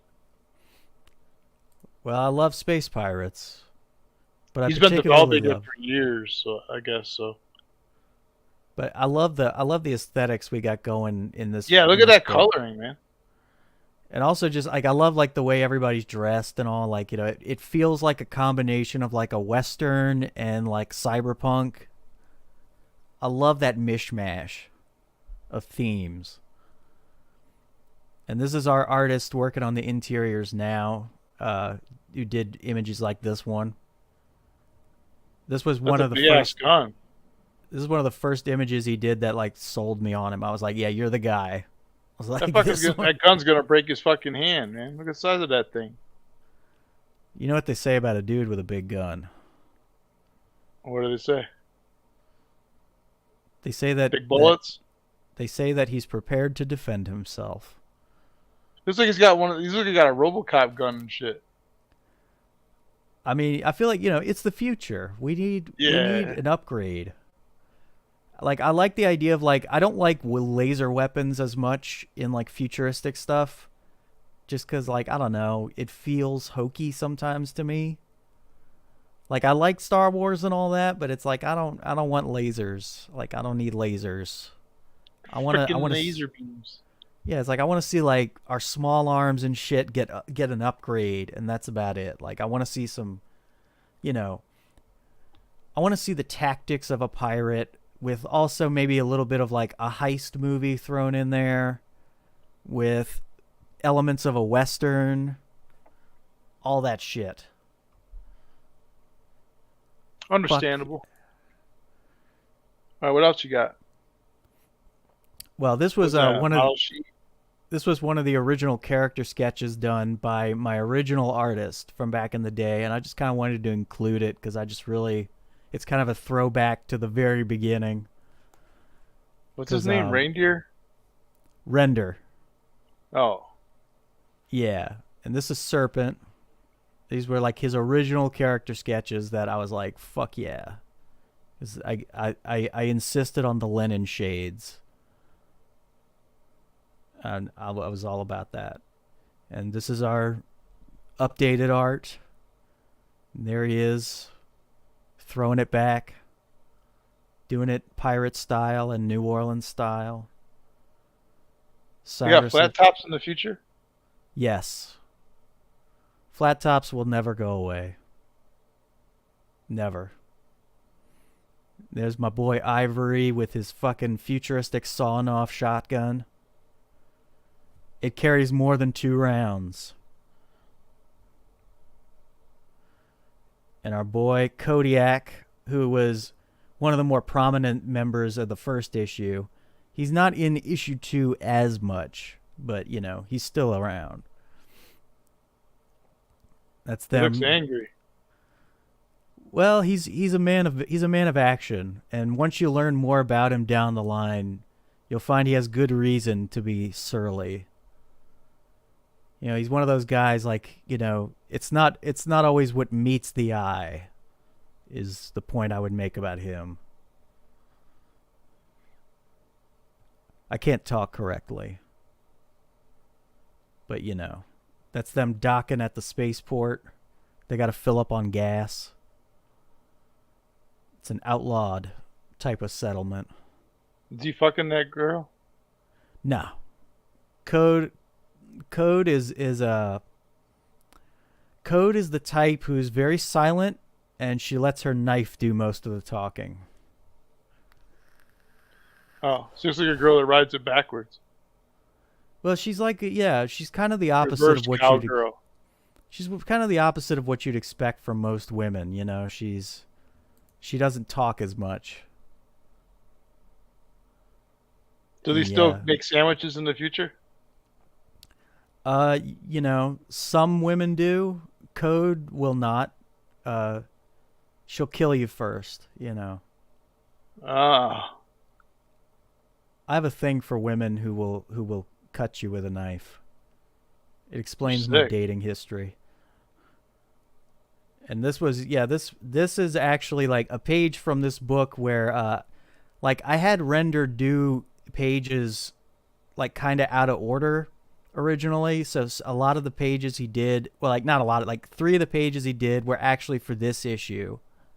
Because originally it was going to be this issues 1 and 2 were going to be issue 1. And I found that I had to cut it in half in order to make it cost effective. So issue 2 is the second half, technically, of issue 1. So we got a few throwback images like this one. And this is just one of my favorites of all time. Because, like, this is that's probably, a great image. and this is like Serpent at his most iconic look, like with the fucking trench coat and the fucking big ass gun getting loaded. And this is a villain who's going to be introduced in this issue. I'm not gonna say much more than that. It's like he doesn't fuck around. Yeah, he's not he's not a threat in this issue. We're just we're meeting him for the first time in this issue. He's another pirate who's a rival, part of a rival pirate gang. Nice. Yeah, he has a thing about he doesn't like to be given disappointing news. Well, you might have to censor that. Hopefully, Indiegogo doesn't care about that violence being shown. Well, that's Jello. That's not blood.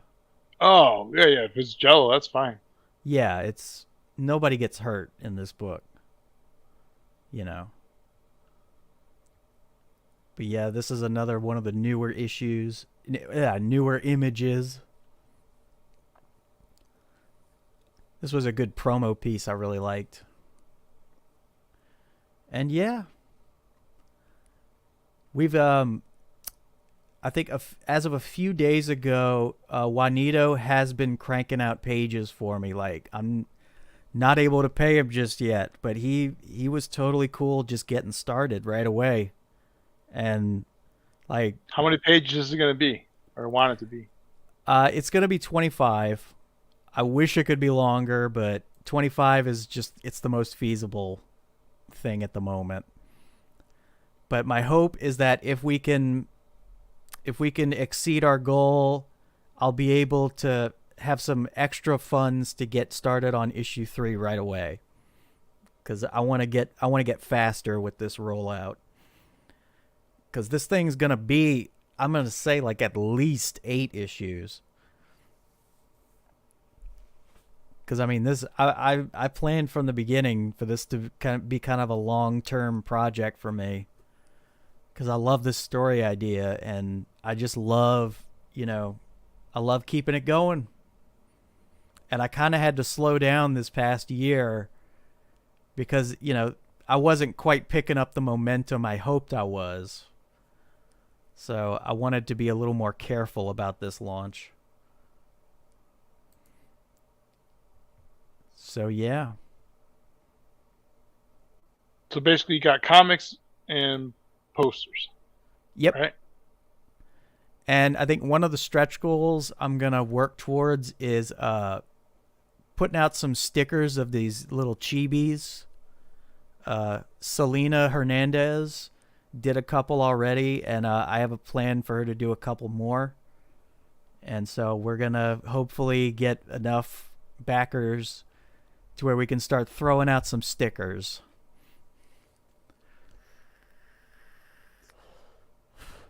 But other than that, I got to keep it simple.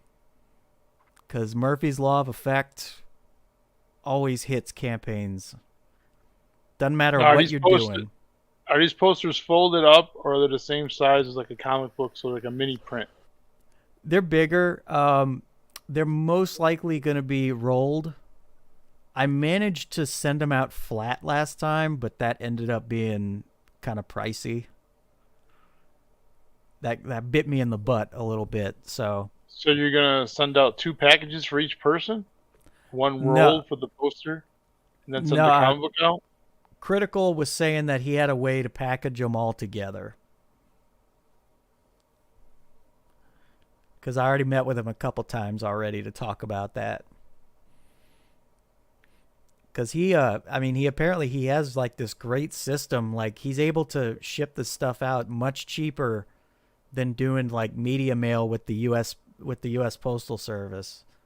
So I'm like, fuck. I am down for it.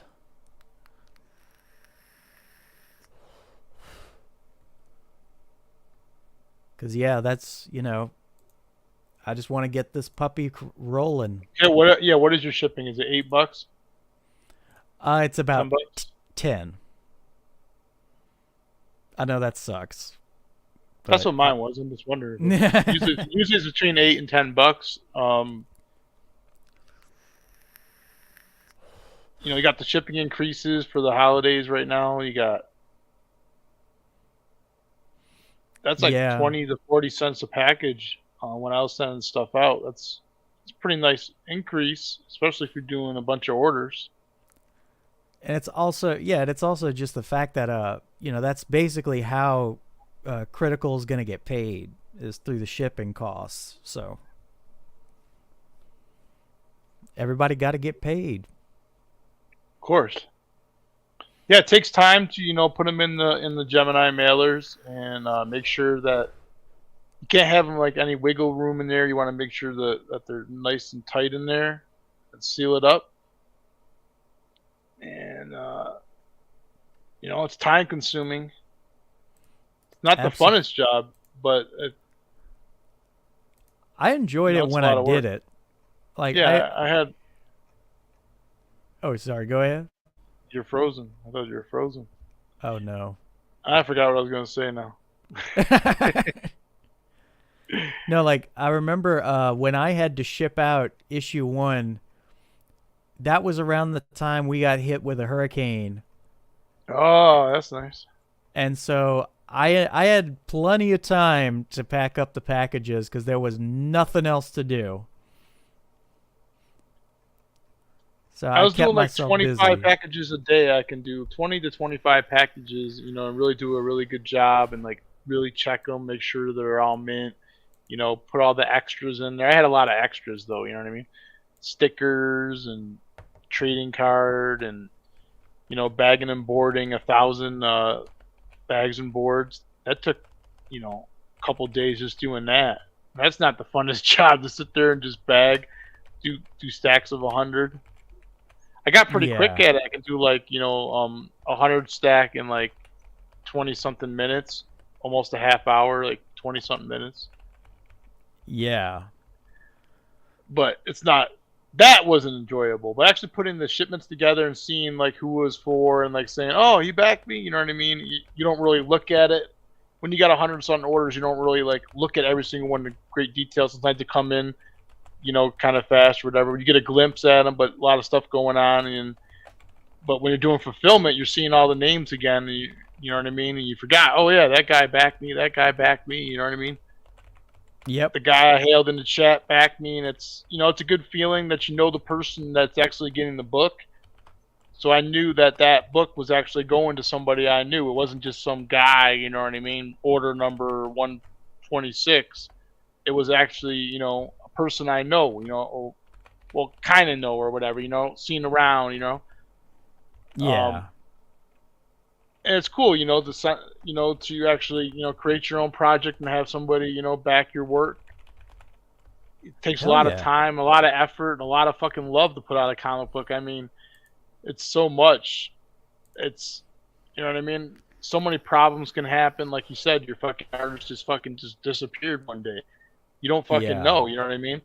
Or what's the name, that Lady Alchemy or whatever, her first artist, like, drew himself into the book. Yeah. And then like she tried to like say, fuck you, I'm gonna start all over again with a new artist, and he was like, no, I'm gonna take you to court and you're gonna use this artwork. We have a contract. That was fucking nuts. You know what I mean? So anything can happen, you know what I mean, and it will. Like Murphy's Law or whatever, you know what I mean? So you will have a problem. Yeah. I mean, hopefully it's not a big one, but I had a problem where I couldn't get a hold of my inker, and I had a couple spots where I needed to, have it touched up, or my inker forgot, like, to ink a couple small spots, like just missed it or whatever. And actually had Donald DeLay just go in there digitally and, and just correct it in a couple of minutes. So there's solutions. You can come up with solutions for problems that arise. And I had another problem where my artist, for the first couple pages of Smokes, they didn't fucking put the bubbles in, the speech balloons. So after he already drew it, now we find out the dialogue doesn't fit in there. You know what I mean? You know what I mean? So we Yeah. later on made sure that in the thumbnails stage that he actually started putting in those balloons to make sure all the dialogue from the script fits in there. So what we had to do is actually condense the script, condense the the speech in the balloon because there wasn't enough room. So instead of Yeah. this long paragraph that she originally said in the panel, I had to change it to something like very short because there's no room because he didn't figure in the fucking room for the words. So you got to watch everything, you know what I mean? You just forget, you know what I mean? You just get into the drawing to start drawing. I mean, it's just a human error. It happens. But you got to, as the project, as the person, as the creator, you have to watch, especially if you're not the artist. You have to watch to make sure, that you got to overlook everything. So you're the editor in chief of your project. So if something goes wrong, you got to fix it. You got to figure out a solution. Your colorist can leave you halfway through a book or something, and then what the fuck are you gonna do? I don't know. Another colorist can be just as good or better than the last colorist, but the colorist won't match the rest of the pages because their style is different. So anything could happen. You know what I mean? I'm not saying it will, but things happen. I hope I have no problems with my when I go for my second book, but that's why I set our delivery, like I probably overshot like the amount of time it'll take, which I would prefer give yourself to plenty of time. Yeah, like I said, like delivery would be like in 6 months, but I think we're going to be done a lot sooner than that. But I just set it to that just in case.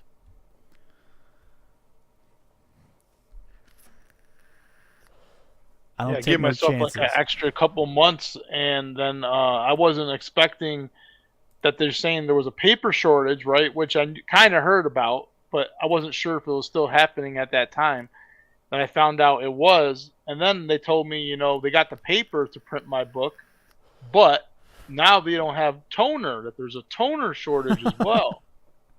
And so they actually delayed my book. So I actually, was late by a few weeks, but I wanted to actually be early. So if those 2 delays did not happen, I would have actually been early, but I still was pretty much on time, and I did a pretty good job for a first time. But yeah, but I understand if someone has like a campaign where you got like 300 orders or something like that, I probably wouldn't want to do all those myself. I would want to hire, Critical Blast or whatever. But starting off, I just wanted to do it myself. Wanted to make sure, you know what I mean? And if you want to offer signed comic books, it's kind of hard to do it through like Critical Blast though. So yeah. Otherwise, you'd have to sign them and then ship them to him, and then pay shipping twice basically to ship the books. So that's going to be a big added expense. So I decided to do when I did it myself. You know what I mean? I basically was going to get Critical Blast if I got over a certain amount of backers. Yeah. So I had him on, I didn't know how I was going to go. I didn't know if I was going to, get, hundreds of backers or fund. I had no idea. Because sometimes I see a campaign and I'm like, that fucking book ain't going to fund. And then it hits $100,000. You know what I mean? You never know, man.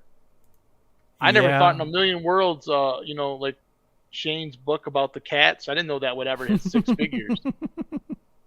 I'm not really familiar with his work. I know he did some kind of, I think he did a cat or something for some other comic or whatever. I don't really know much about him, but I didn't think that, that book would actually hit $100,000. I knew it was going to fund. I knew it was going to do all right because he's a Comicsgate king, but I didn't think it was going to like go that far. What did it hit, like $200,000 or what is it? 100 plus? I didn't even never know. You know what I mean? ISOM 3-point-something million. Who the fuck would ever think that any comic book would hit 3-point-something million, whether known that comic book?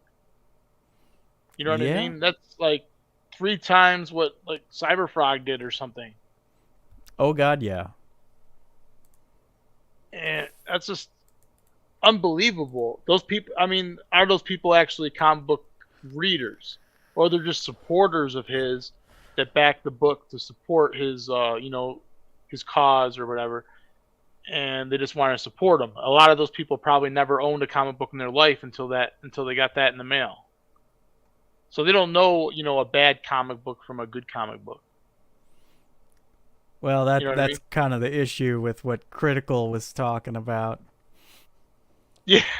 in his review there. I saw that. I saw the headline, but I haven't read it yet. I just saw it like an hour ago or so. I saw that. I can't comment because I haven't read the book. But yeah, he was claiming that it really needed like an editor or something, and that I think he was saying that the main character as a superhero didn't really have like much motivation. Like he didn't really have a cause that he was fighting for.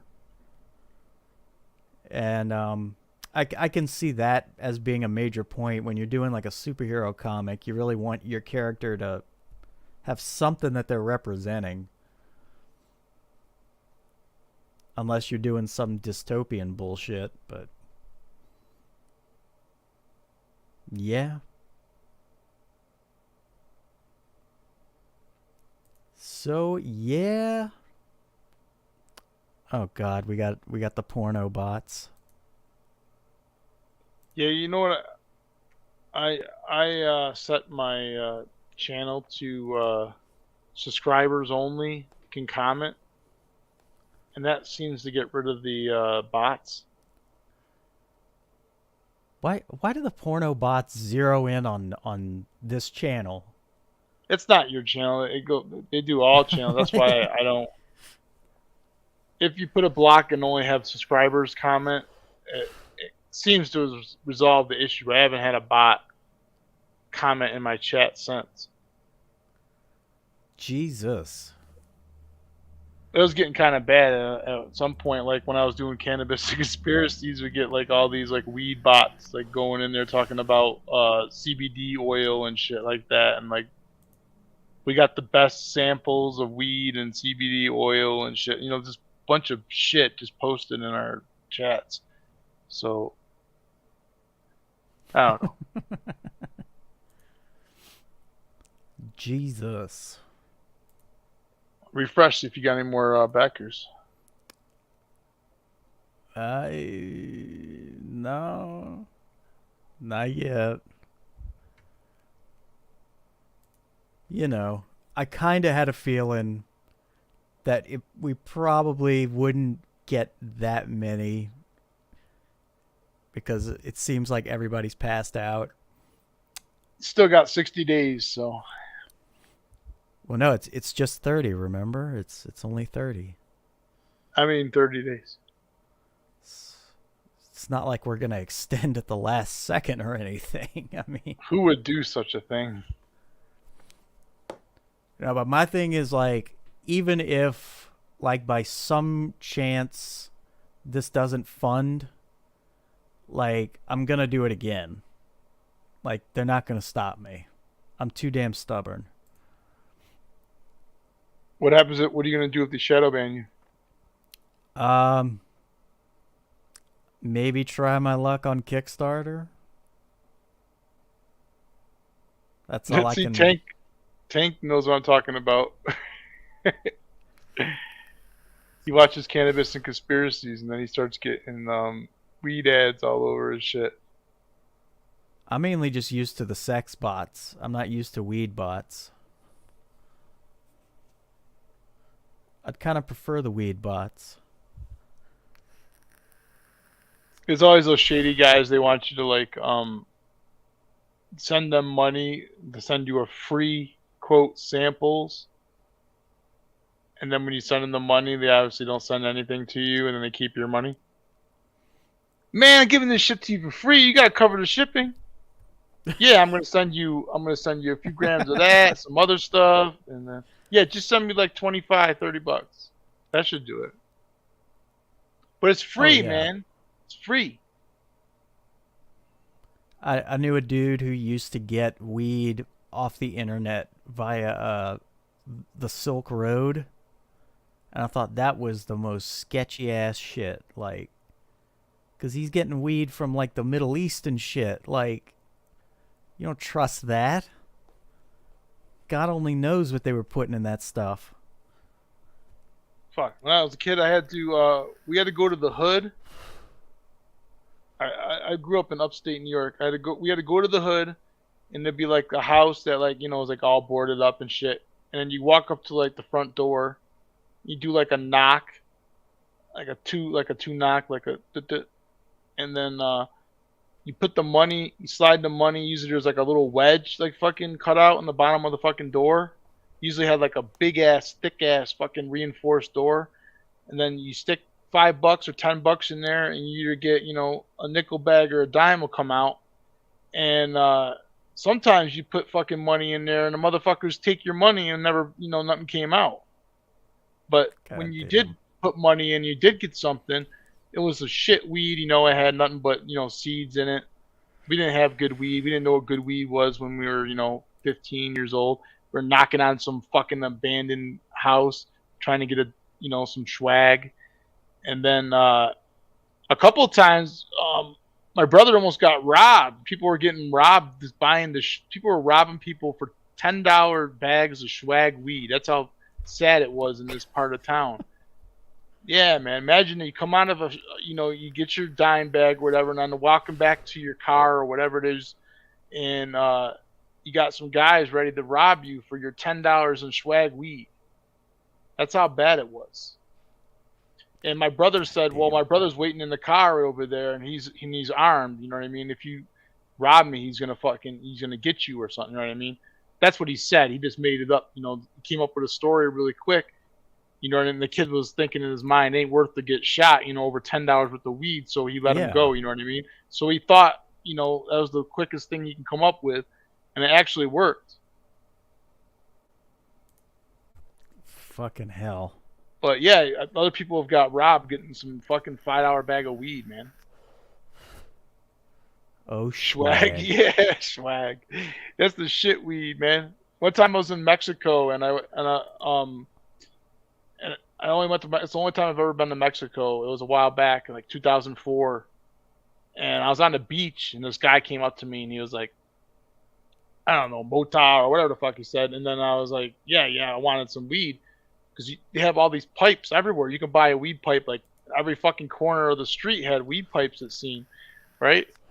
They got like made out of stone and all kinds of shit. And I wanted some weed though, because I didn't have any weed. I can get a pipe, but what the fuck am I gonna put in it? And he sold me this bag, and he gave it to me really quick, and I didn't want to like flash it, so I just threw it in my pocket. I gave him like $10 or $20, whatever it was. Can't fucking remember how much it was now. And then when I got to the hotel room, I took the bag out of my pocket and I look, and that shit was brown as fucking like dirt. You can go outside and dig a fucking. And I thought that he ripped me off. You know what I mean? That he just threw some soil in a baggie. But I looked at it closer. It was weed, man. It was the worst weed I've ever. Swag wasn't even the word. When they say dirt weed, it literally was dirt weed, and you couldn't even get high for even like a minute off this weed. It was horrible. And it was just a little small chunk, you know what I mean? It wasn't, a couple grams or something. And so I couldn't even get high off of it. But been there, done that.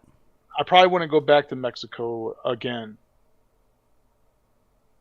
Christ. Lord fucking almighty. Swag. Down here we call it Reggie. Oh, I've heard that, but we used to call it swag. Or we used to call it beasters or some shit. It did not taste good. I smoked it out of some like fucking rock pipe or something made out of a stone or whatever the fuck it was. Just bought a fucking lighter in like the souvenir shop at the hotel, and then just lit it up. It didn't even get high, but it was better than having nothing. You know what I mean? I feel like I'm getting high just talking about it. Yeah. I'm reminiscing. Oh, Jesus. Now people are getting Yeah. high off pot pills. My wife bought some fucking went to the dispensary and bought like pot pills. You know, like $5 a pop. You just take them. It's a tablet, and about 20 minutes later, I think, or something like that, it kicks in. Kicks you right in the ass. That is some fancy words that I don't understand. Yeah, he's too intelligent for me. Rudimentary lathe. Lathe. I'm from the South, Tank. I don't. I was educated in the New York State school system. One of the worst school districts for education. Like, I think they had like we're on the bottom of the list for like all the schools in the U.S. Like our school district was like on the bottom of the list, like one of the worst for like education. So people can barely fucking read, and when they come out of the high school, me am smart. Tank go boom. That makes me think of Melanie Mack. That's her. Yeah, That's who her came YouTube. first, Melanie Mack or Fragaboom or Melanie Boom? Like I'm subscribed to her channel, and I always think of that Melanie Mack go boom. I want to know why the fuck she's eating sticks of butter, Yeah, or is it margarine? I'm not sure. I'm not gonna lie. I first subscribed to her channel because I thought she was hot, but then I saw her doing that, and I was like, Yeah, she's like just talking about Star Wars, gnawing on some fucking Land O'Lakes stick. I think she said like she read somewhere that was like healthy or some shit. Like, there's no way. There's no fucking way that's healthy. It was in the latest issue of Cosmo, Like, right I next don't to know. the Katy Perry article. It was just It a party sound- favor. Party It trick, sounds I mean. like It's just- Atkins. Yo, play that bitch's eye again. Oh, Wait, we need some God. comedy relief.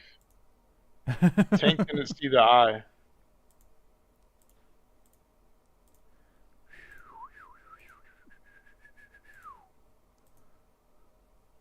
Jesus.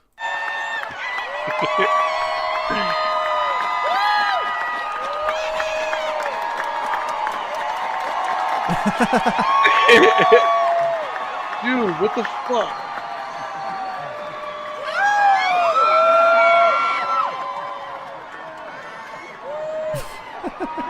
My girlfriend, a Make film even bot. more noise for my band. Hey, family, this right here, y'all gotta take a look at this. Y'all see that? Y'all see that? The eye just closed though. And then when she touched the eye, it's like she pressed the reset button, or it's like she was clicking it to turn back on. You see what I mean? Y'all let me know what y'all think. This is a doppelganger malfunction live, and we saw it in the flesh. Come on, y'all. Make Y'all even let me more know what noise for y'all my think. band. For her band. So she's like hanging out in her mansion, partying, while her cyborg clone is performing live. It was wearing cans as like a top. It was like crushed cans. No, like I'm seriously like how it like you're just eating straight up butter. That's like gonna kill yourself. Yeah. It reminds me of that movie, The Last Starfighter. Remember when he was so good at that video game that they fucking snatched him up and recruited him for like some space fucking mission to fight somebody else, and then they replaced him with some cyborg that was fucking boning his girlfriend or whatever. You remember that? I don't think I even saw that movie. Oh, you have to watch it. It's from the 80s. Like, he's playing like this game, right? And he's really good at it. But what you don't know is that actually the game is a real thing. And they were basically seeing who was good at the game, because if you're good at the game, you'd be good at, fighting in this battle. So they recruited them, and like the UFO or whatever, their ship came down and was like, "Hey man, you're like the best fucking, gamer of this game, you know, you hit the highest score ever or whatever. So we want you to be part of the fleet. And he's like, oh, you guys are really real? You know what I mean? And then they take his ass, and then they put a replacement, and it's like a cyborg. And he looks exactly like him, but he's like, you know, doing weird shit like that, like Katy Perry right there. God, that just... Yeah, no, they actually... I think they did an episode of South Park where they made fun of that. It was where Kenny was playing a game on his PSP that was supposed to be like fighting in the apocalypse. And that was the test that heaven put out for him to fight on the side of the angels to defeat the forces of Satan. Yeah. Good stuff. Jesus. I remember the episode where they had the Canadian devil versus the regular American devil. Yep. That was the one where they did the freemium gaming. And I like the one where they're like bouncing around on their ball, like the big ball sacks. Oh yeah. The whole town is like bouncing around on their balls. That's the testicular cancer. I know And all them episodes. the Woodland Critters Christmas. That's a classic. That one disturbs the fuck out of me. Yeah. Right, Stanny? You're gonna make us a ranger, right, Stanny?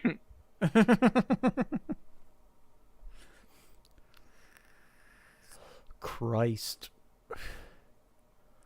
Lord Jesus. Remember they have like a big orgy of the blood on the fucking animals. That fucking show, man. See, you know, you never see the Casa Bonita episode, right? Yep. They actually bought that restaurant in real life, and they haven't opened yeah, I it heard yet. They about spent that. all this money into it, and it has not opened yet. They But haven't it's like a opened it? landmark place. No, it hasn't reopened yet. No, What the as far fuck as are they I know, doing? no. Shit's not ready yet. The place is probably falling apart. It probably never was, you know, like kept up. It's pretty old building, I guess. Remember they had like a documentary playing when you walk in, because that's in Lakewood, Colorado. I don't know, maybe 40 minutes from me or something, 30 minutes. And I've been there before, you know, a bunch of times. It's exactly it is on the cartoon. You know, there's Black Bart's cave. There's a fucking puppet show. There's the stage divers. You can put the fucking flag up on your table, and so you don't have to call a waitress or whatever. You just put your flag up. When they see your flag up, they come to your table. Isn't that fucking service or what? Reminds me a lot of like you got a Celebration flagpole on your Station. fucking table, man. And then after you eat, you could pick like what meal you wanted. It used to be like you can get a chicken meal, and it'd be an all-you-can-eat chicken meal. So you can like, once you eat your plate, you can ask for another plate, and it's, you know, no additional cost. But it's kind of expensive, you know, to get the original plate. But the food was really used to be like kind of gross, so it got like a bad reputation for a fun place. It was kind of like, you know, like a Mexican Chuck E. Cheese, I guess you can say, or something like that. But they had really good sopapillas. I don't know if you know what that is. It's kind of like I have no a idea. pastry. It's like a pastry, a Mexican pastry, and you dip it usually in honey.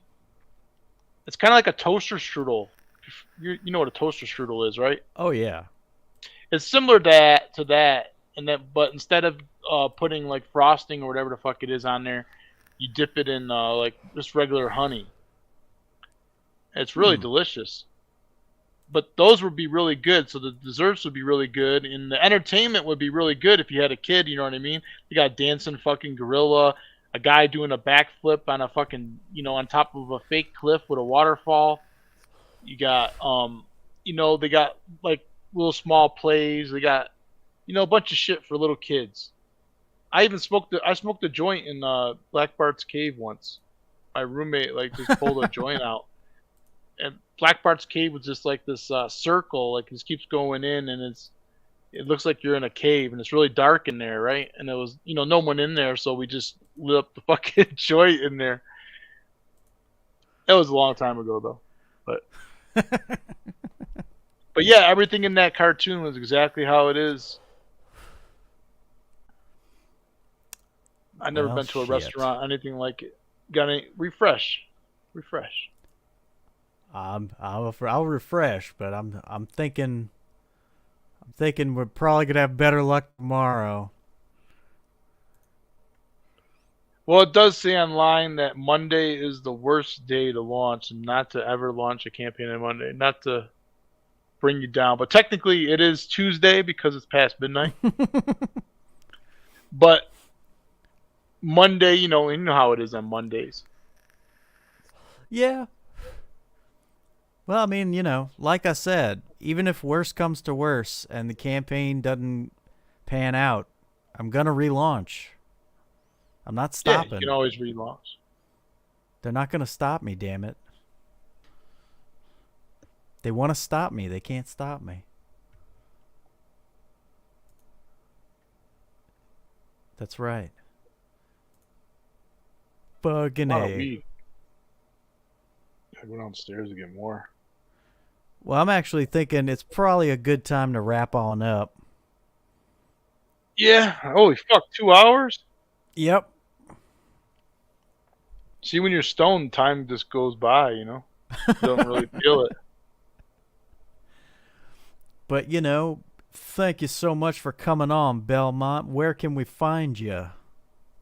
Find me at Justin_Belmont on Twitter, and Belmont Press Comics on YouTube. Hell fucking yeah. And I am, of course, Ben, a.k.a. The Fusebox. You can find me on Twitter at Knights Outlaw.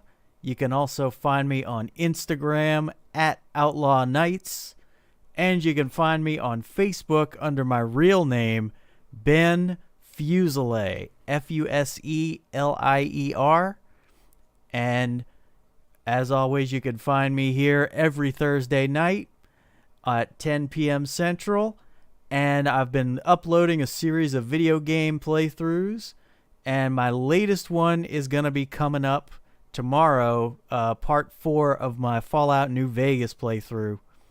And be sure to click on the link in the description of this video. Get on Outlaw Nights.